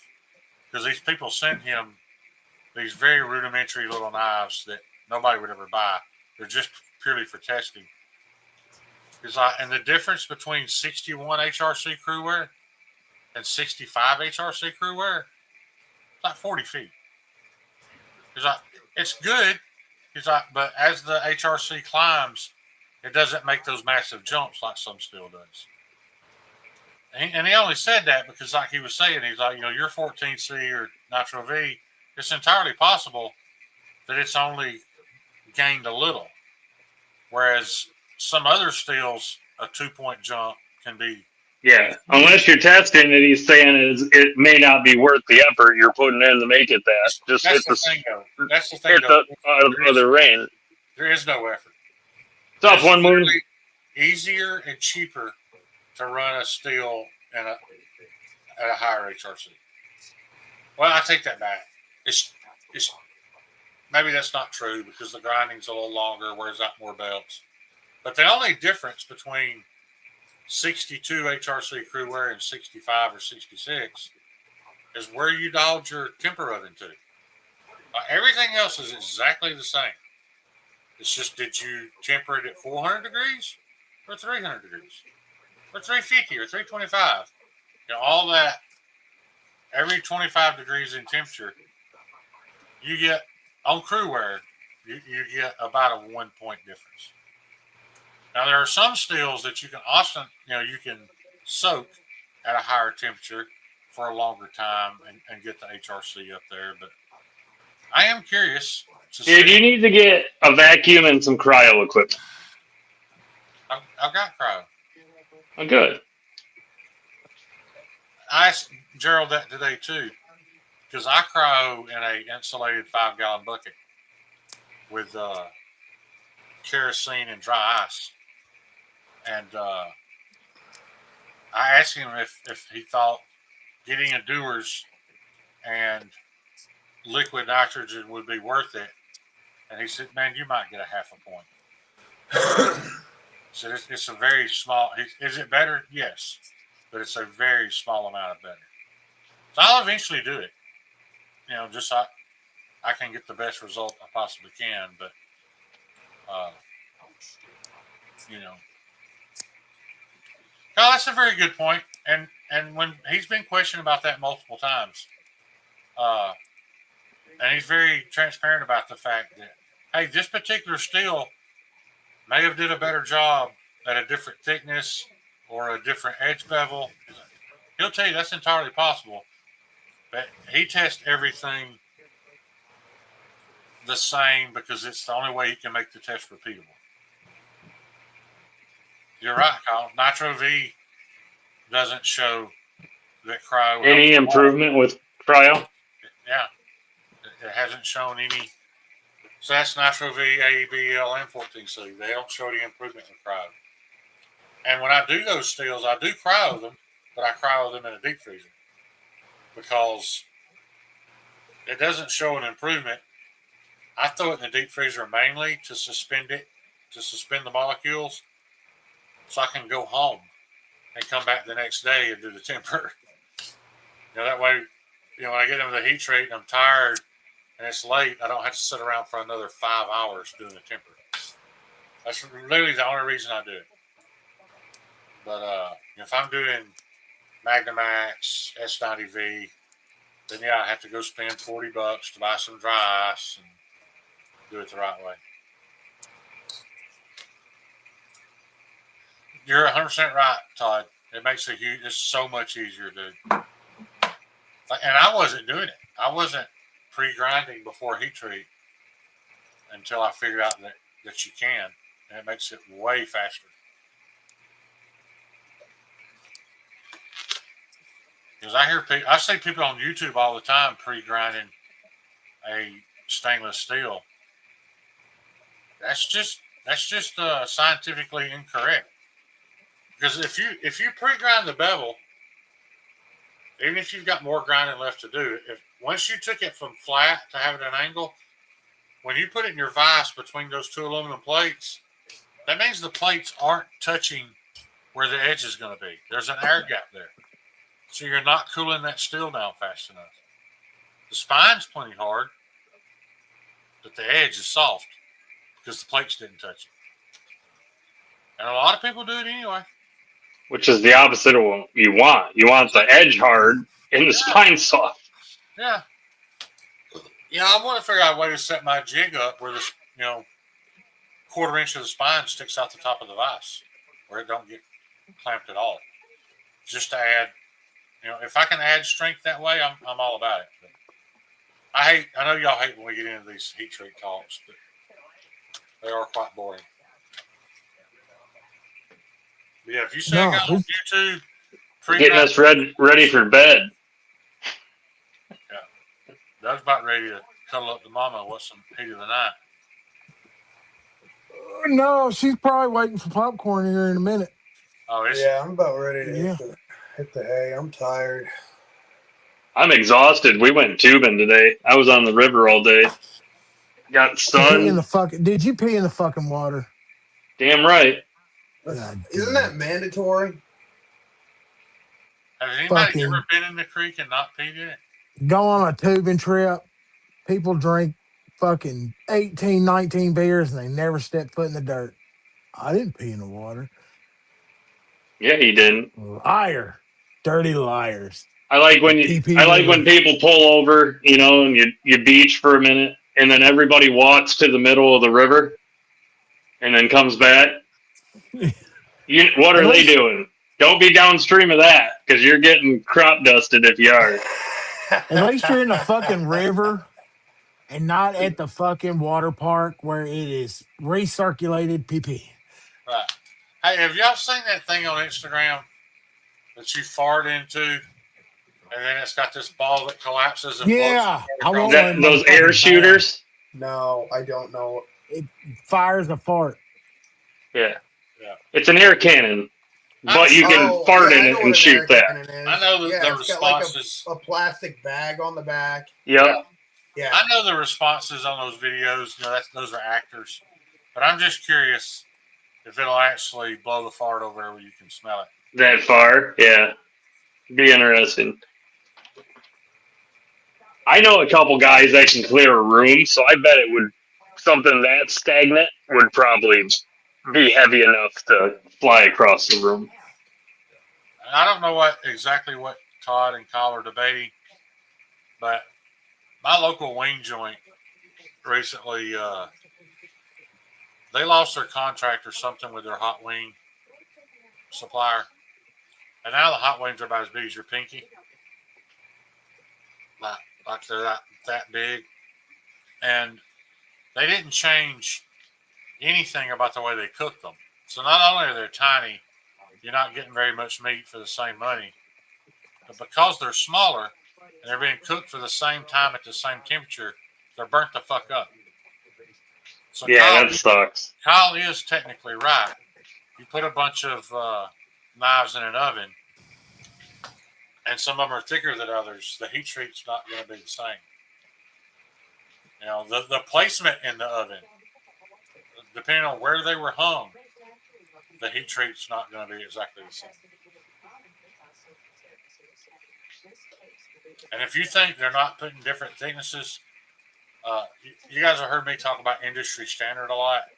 Let's say you send some S90V to Peters, and you've got a batch of 50 knives, and I don't know the exact number, but let's say the oven will hold 500. They're not going to heat treat your 50 by themselves. They're going to put it in with other steels that have the same heat treat protocol. They're all different thicknesses. It's all going to come out different. You know, you're not paying them to heat treat S90V.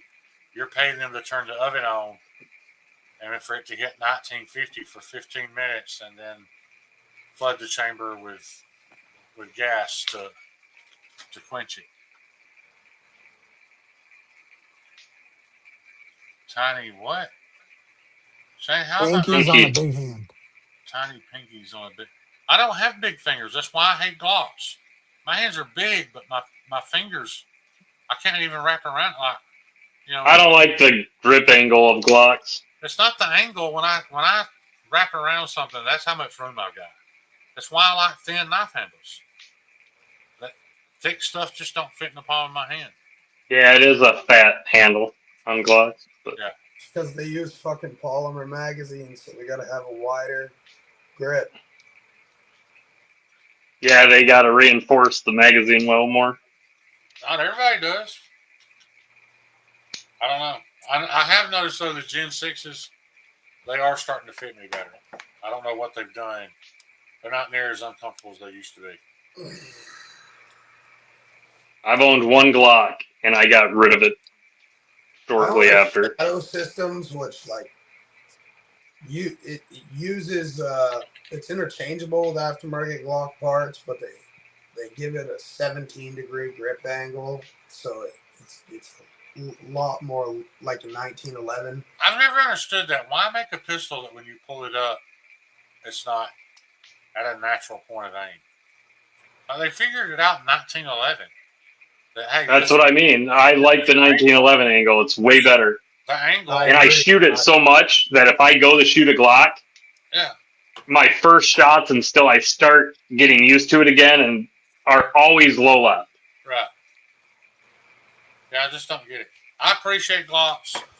I appreciate. They're a good gun. They're just not for me. They're not for me at all. See, for me with the grip angle, I always present and end up like if I'm drawing out of a holster with a Glock, I'll present and end up lining up high with the gun because of the grip angle, where I'm used to a 1911 grip angle. That's why I think CZ is superior, because they come with the correct grip angle and a better trigger.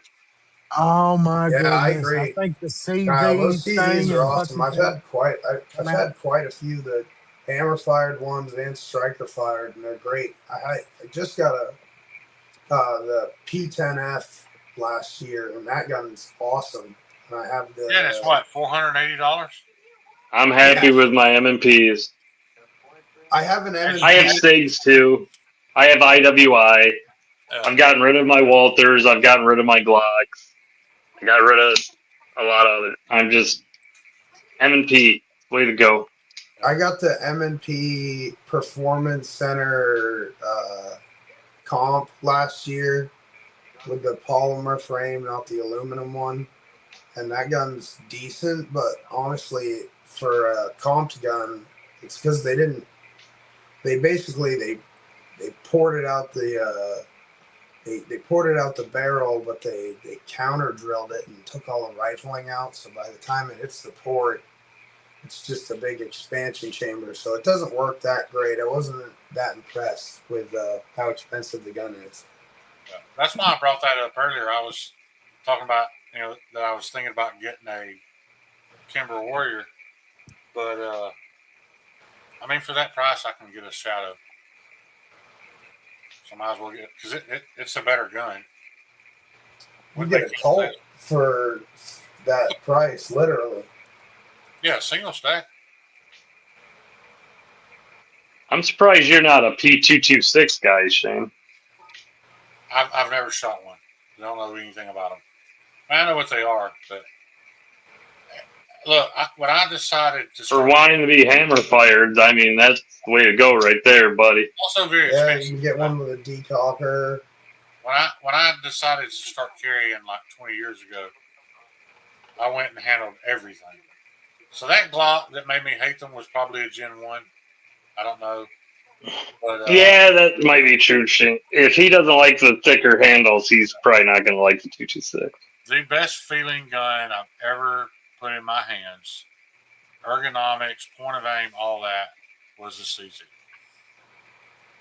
Now, the last time I went to the store, I handled a Shadow 2 and I handled a P10.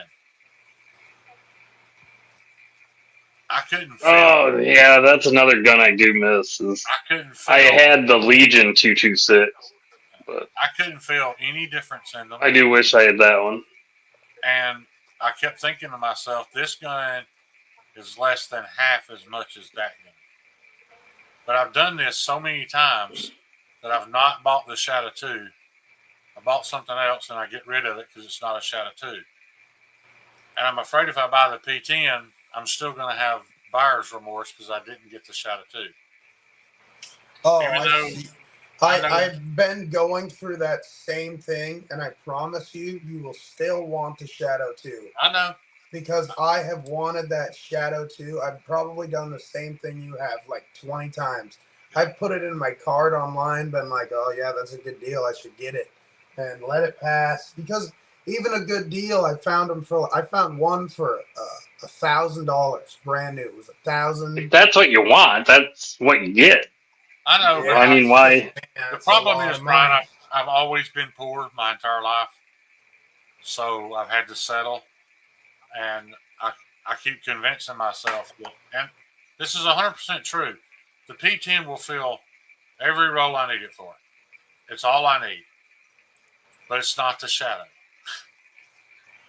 So you're right. I should probably... They're both good guns, but what I'm saying is, if that's the one you want, the beauty of that is it's not going to diminish in value. Right. Oh, no. It won't. Will not diminish in value. It's not. It's an investment. You might as well look at it as that.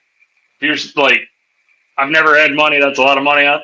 That's an investment that's going to go to your grandson. Right. And it's still going to appreciate. Right.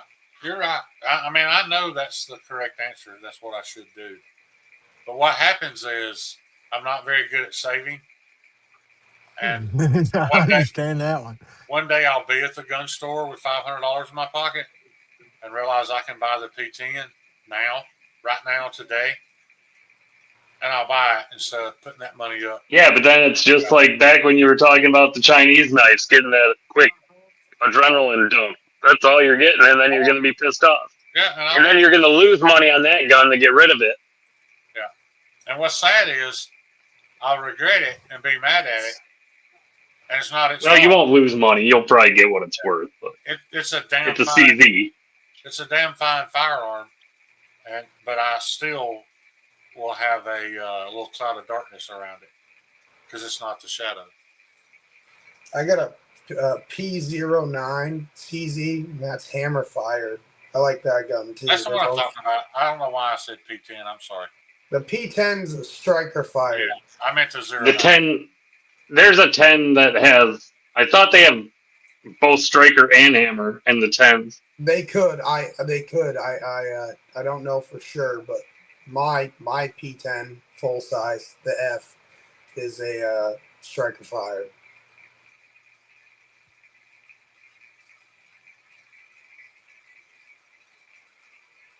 The what now? Yeah, I did the same thing to my P09. I have the Cajun spring kit in it, and it helps. Well, you know, the P07 is even better. And I thought I was going to get one of those because I know somebody that has one. And he admitted, he was in the chat earlier, he admitted he never carries it. Yeah, the 7 is the... I was trying to talk him out of it, but... the 7 is the compact version of the P09. If I get the Shadow 2, it's going to be the compact. Yeah, but that Shadow 2 has been a... There again, if I buy the compact, while. What good is it to buy the compact if I have the Kimber? Now one of those two are obsolete. So I should probably just get the full size. Because I don't have a full-size battle pistol. And again, I'm embarrassed to say that because I'm in no shape to be in a battle. But I like the idea of having the equipment if I ever need it. I mean, you just got to win that first battle with that wheel gun against that feller and then take his. Yeah. I mean, I'm very honest with myself, guys. In a shit hits the fan situation, all I'm good for is posting up at a position and defending that position. That's all I can do. You know, I'm not running from one location to another. I'm not assaulting anything. And I'm a good enough shot out to 500 yards. I think I could be useful for that. But I'm probably going to die at the end of the day. So, but I'm comfortable with that. I mean, I can't get off the X. It takes me 3-4 seconds to change direction and take a couple of steps. So that's one pistol I've always wanted, but there's only one version of it that I want, and that's why it's hard to get. But the Beretta Storm. Is that the Storm? Yeah. PX4? Yeah. You ever seen there's this fucking dude who modifies those things out and does some crazy shit to them. He's known for Beretta stuff too. What the fuck is his name? Kyle will probably remember. Kyle, what's that dude who modifies those PX4s out? Can't remember his name off the top of my head. I want the one that has the decocker only on it, not the... So they have a rotating barrel mechanism on them. That's what... On the Storm? Yeah, that's why I want it. Yeah. It's a good gun. They're just... I don't like the versions ugly, I've been able to... Great gun. They're just ugly looking. Isn't Langdon Tactical the same people that do the high-end... Langdon, thank you. Langdon Tactical. Aren't they the same people that do the high-end Beretta M9s? Yes, they are. They do the Berettas, and he's doing some badass fucking shotguns. I wouldn't care if the Beretta was the finest handgun on the planet. I wouldn't know it. You don't like Berettas?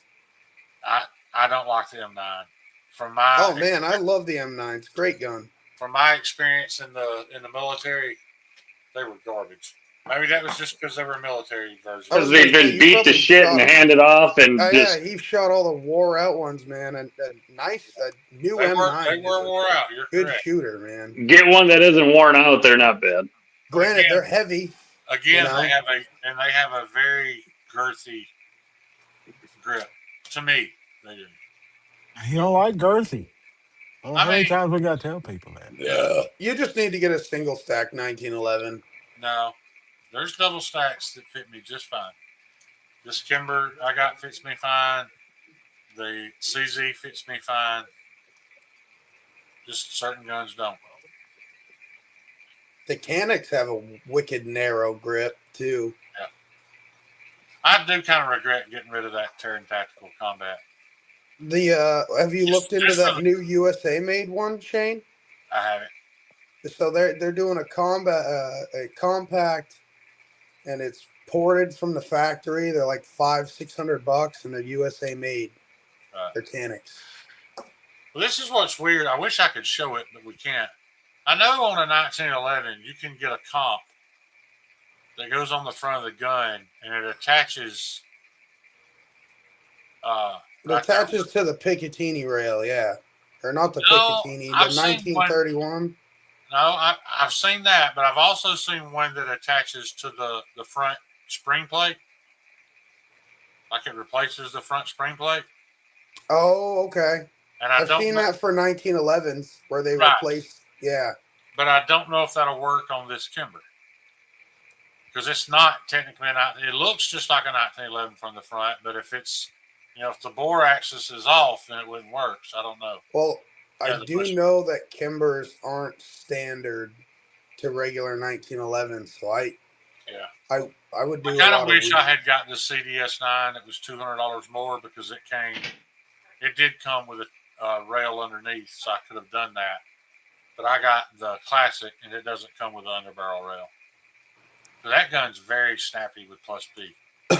Smith & Wesson makes some nice 1911. Speaking of 1911 makers, they make a decent looking 1911. They have their performance. They make really good 1911s. Yeah, their Performance Center series guns are wicked good looking. I mean, I guess I could take the barrel. I could probably just buy a barrel for the regular CDS9 because it's threaded. If I could buy that barrel, then I could just put a compensator on it. But the classic's not threaded. The problem with it is I haven't seen hardly any aftermarket support for this pistol. Which one? The Kimber CDS9. How many? It's only a few years old, yeah, right? I don't know much about that. It's just a little double stack hammer fired 9mm. And like I said, a lot of people are calling it a compact 2011. Okay, I remember what that is now. Yeah, those have been out for a while. Now, they've only been out for about 2 years. Kimber had made a compact hammer fired double stack. What was that old one that they had that looked like a miniature 1911? I'm not sure. This gun looks like a miniature 1911, but it doesn't have a 1911 trigger assembly. It's just by the frame, it kind of looks. Yeah. I'll send you a picture, Tristan. It's got the dovetail. Yeah. I always liked that one that Smith & Wesson came out with years ago that looked like a mini 1911, that CSX. But then they had a fuckload of issues from all kinds of people, so I never got one. Well, that was during Kimber's decline. No, this was a Smith & Wesson, not a Kimber. Oh, well, you were right, though. Kimber had a serious decline there for about a decade. Yeah, they had a lot of quality control issues. Yeah, but since they moved here, they retooled everything, hired new people. It's been pretty excellent. I mean, you really can't stay in business nowadays if you're not building a decent 1911. You're not going to stay in business long anymore. There's too many of them out. There's too many other companies. Well, they were in a non-gun friendly state, and they couldn't keep good employees, and then you start getting issues. Yeah, that's what happened with their quality really went to shit for a long time. When you're constantly getting sued and you're fighting legal battles and you're not putting the money back in the R&R and the production, and things start slipping, and then your sales go down, and then you have to let people go, it's a total negative cycle for them. All of them should leave. I love it when they leave the non-gun friendly states, even though they've been there for 40 or 50 years. Oh, 100%. And then the states bitch once they start losing the revenue. But it's fuck off. Yeah, don't support those states. If they're not supporting your rights and what your business is for, get the fuck out of there. I agree 100%. I wish. Luckily, all them some bitches are moving to Alabama. I wish someone would come out and make like a QA friendly like lending and banking type service, because so many of these companies now won't let you sell anything and use their credit transaction services if it's anything gun related. Yeah, that's the CDS9. So it looks, I mean, it's very 1911 styled, but the trigger is different. It has a good trigger. That looks tiny in your hand. That's why you like it, don't you? It is tiny. I mean, it's that's why I wanted it. It was so small. The only issue with this gun is it definitely requires a really good retention holster. If you can see, that 15 round clip makes the handle longer than the barrel, but it's also heavier. So if you don't have a really good retention holster, like if you carry it in leather, you can barely touch the back. Like if you just barely touch it here, it will literally just flip out of the holster and land on the ground. Oh yeah, that's no good. Yeah. Yeah, Todd. Gun companies don't even make knives, man. They just like hire some Chinese company to put their logos on. Yeah, that's the only one that I've seen that's decent is the SIG, because it was made by Hogue, and that's the only one. Yeah, the SIG one's from Hogue. That's a pretty good. That's about the best one you're gonna get. And then for a while, Ruger and CRKT were doing some, and some of those were really bad. A couple of the D2 ones were all right. Kyle, I apologize for that. I had a coworker this week, and the poor guy's been going through hell. I'm just gonna give him a knife. He hands me a CRKT that he has sharpened over the last 10 years, and you can tell it's just on one of those old stones that looked like somebody picked up from a riverbed. Half the blade's gone. And he's like, "Can you take this home and fix it for me?" And the guy's house burned down last weekend, and then he's like, "This is the only knife I got left." And I'm like, "Yeah, sure, I'll fix it for you." I'm gonna give him a Taiwan Demco. I'm like, he can't be rolling around with that piece of shit anymore. That's very good of you, Tristan. It's funny. I have a lot of buddies that they could care less. As long as they got a pocket knife that they can like cut a zip tie or something with, they couldn't give a shit about the knife. Oh, and he's that way too. Way too. I could give him a $20 knife and he'd be just as happy. But I'm like, if I'm going to give a friend a knife, I want to give him something that's going to fucking last for a while. You know what I mean? Something they can't actually beat on. I have a buddy who's an electrician, and last winter I had half of my shop electric go out, and I couldn't figure it out. Like, we could not figure it out. None of the breakers were blown, nothing. And it ended up being the exterior motion light on the front had a loose wire in it that was shorting everything fucking out. And he figured it out. And I'll be right back. He didn't want any money, but I'm like, "Hey, you want a knife?" So I gave him a bunch of options. And the one he picked was my car knife that I had in my console of my work car. It was an off-grid rapid response Warncliffe. I think I got that from you, Dougie. Yeah, I think so. And I fucking love that knife. It's 14C Warncliffe. It was assisted, but it was a great knife. I stayed on my console, never moved, always there, sharp. He wanted that one, so I gave it to him. Well, I ate a fire yesterday, and he showed up, and he had that fucker. It was good to see it. Still sharp. Uses it all the time. I mean, it makes it worthwhile. There's quite a few of them walking around work that's got fucking knives, and that's been handed cool when to you them. you give a buddy a knife and they come up to you and you haven't seen them in a few months and they're fucking still carrying that same knife every day or whatever. Yeah, dude, I've got another neighbor that has a concrete company, and I gave him some petrified fishes, and he fucking loves those things, dude.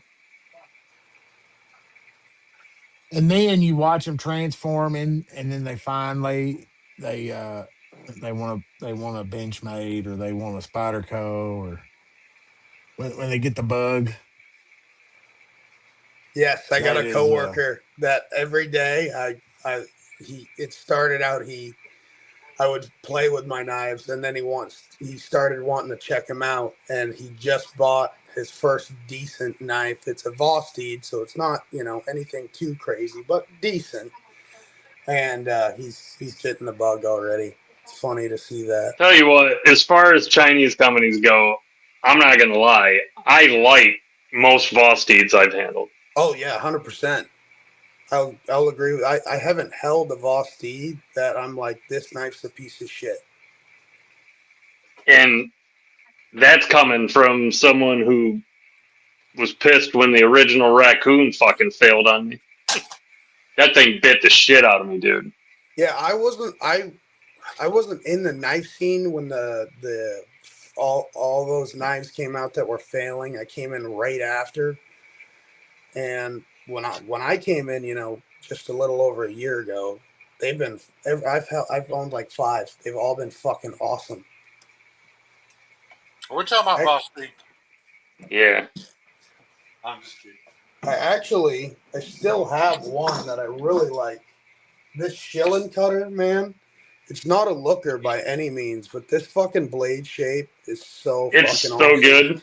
It's I so love good. both of them. I have the mini and a regular. I love that knife. It's such an awesome knife, dude. And this one's an L Max, and I fucking love L Max. For a halfway budget steel, I that knife is like $130, something like that. Freaking decent knife for that price. I don't think I've ever even handled a Vosteed. To my knowledge, I haven't. I'll send you some. No, I'm good.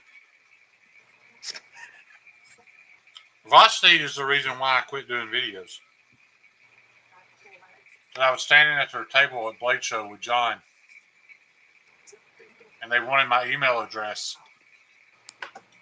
because they were going to give me a 15% affiliate code, not a discount. They were going to pay me 15% for every Vosteed I sold. And then it hit me like, I was like, what the fuck am I doing here? Why would I even have this conversation? And at the same time, I realized the only way to make any money on YouTube was to have that affiliate link. So I just Was to be a shill. So I just stopped making videos altogether. And my channel grew pretty fast. I mean, that was mostly due to Knives Live. But, yeah, it just wasn't what I wanted to do, so I just quit making videos. Yeah, I had Blade Ops sending me free knives constantly to review, with shipping labels to send them back. I mean, I had the basis covered for running a channel. It just wasn't for me. Like when I go back and watch all my videos now, it's super embarrassing to listen to. And the best video I ever made, YouTube deleted for no reason. That was the video of me making fun of Erica. Yeah. And, it don't exist anymore. Dude, they deleted like 2/3 of my library. When they shut my channel down for a year, they deleted like 2/3 of my library. When I came back, a ton of it was gone. But that's why I don't I don't have memberships. I don't ask people to donate because I don't want them getting a fucking dime anymore. After they took all my friends' money that they gave me for my birthday, I was fine with them not giving me the money. But when they didn't give those people their money back, Yeah, I was like, fuck YouTube.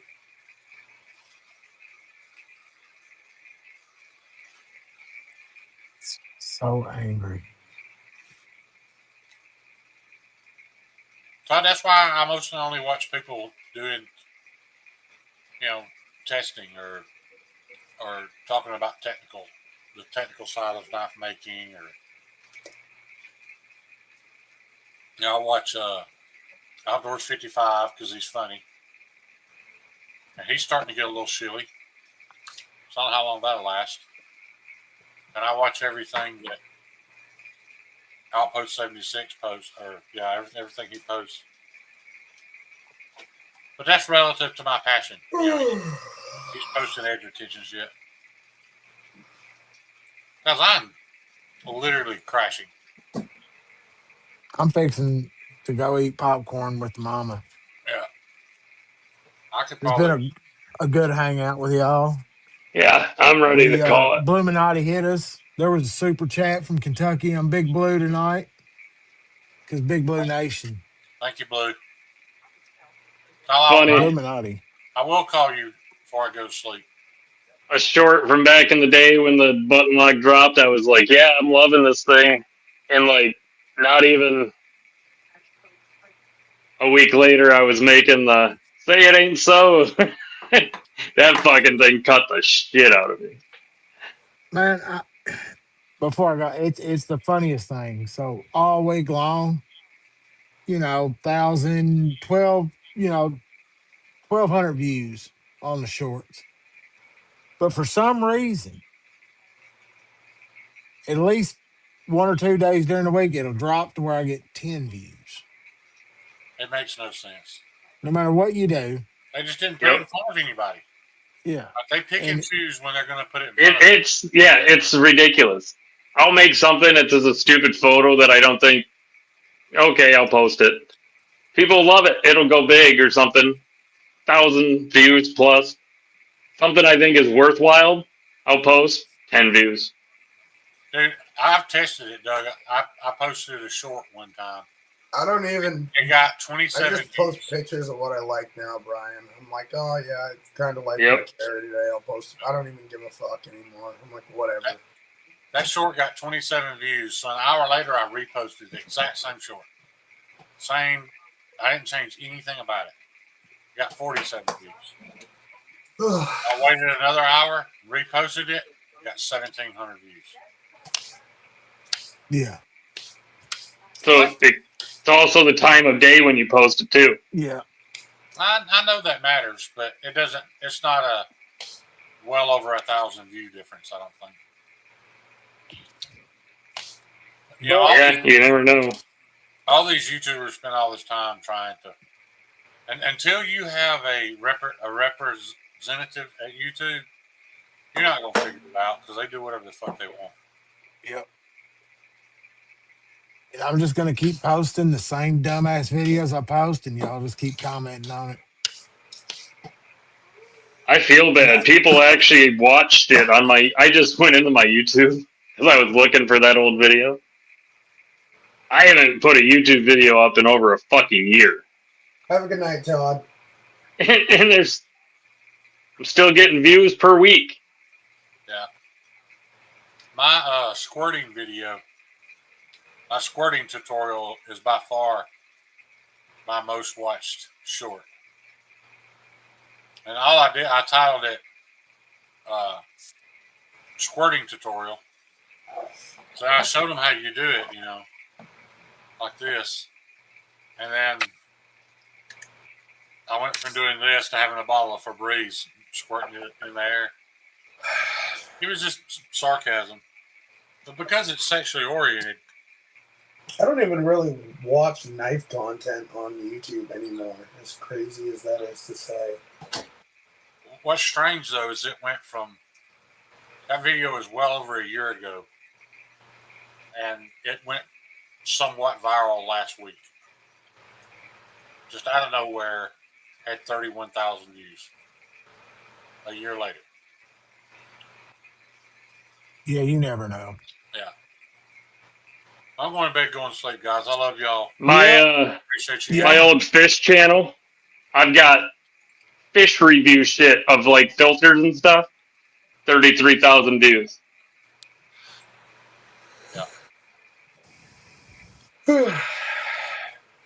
All right, I'll see y'all.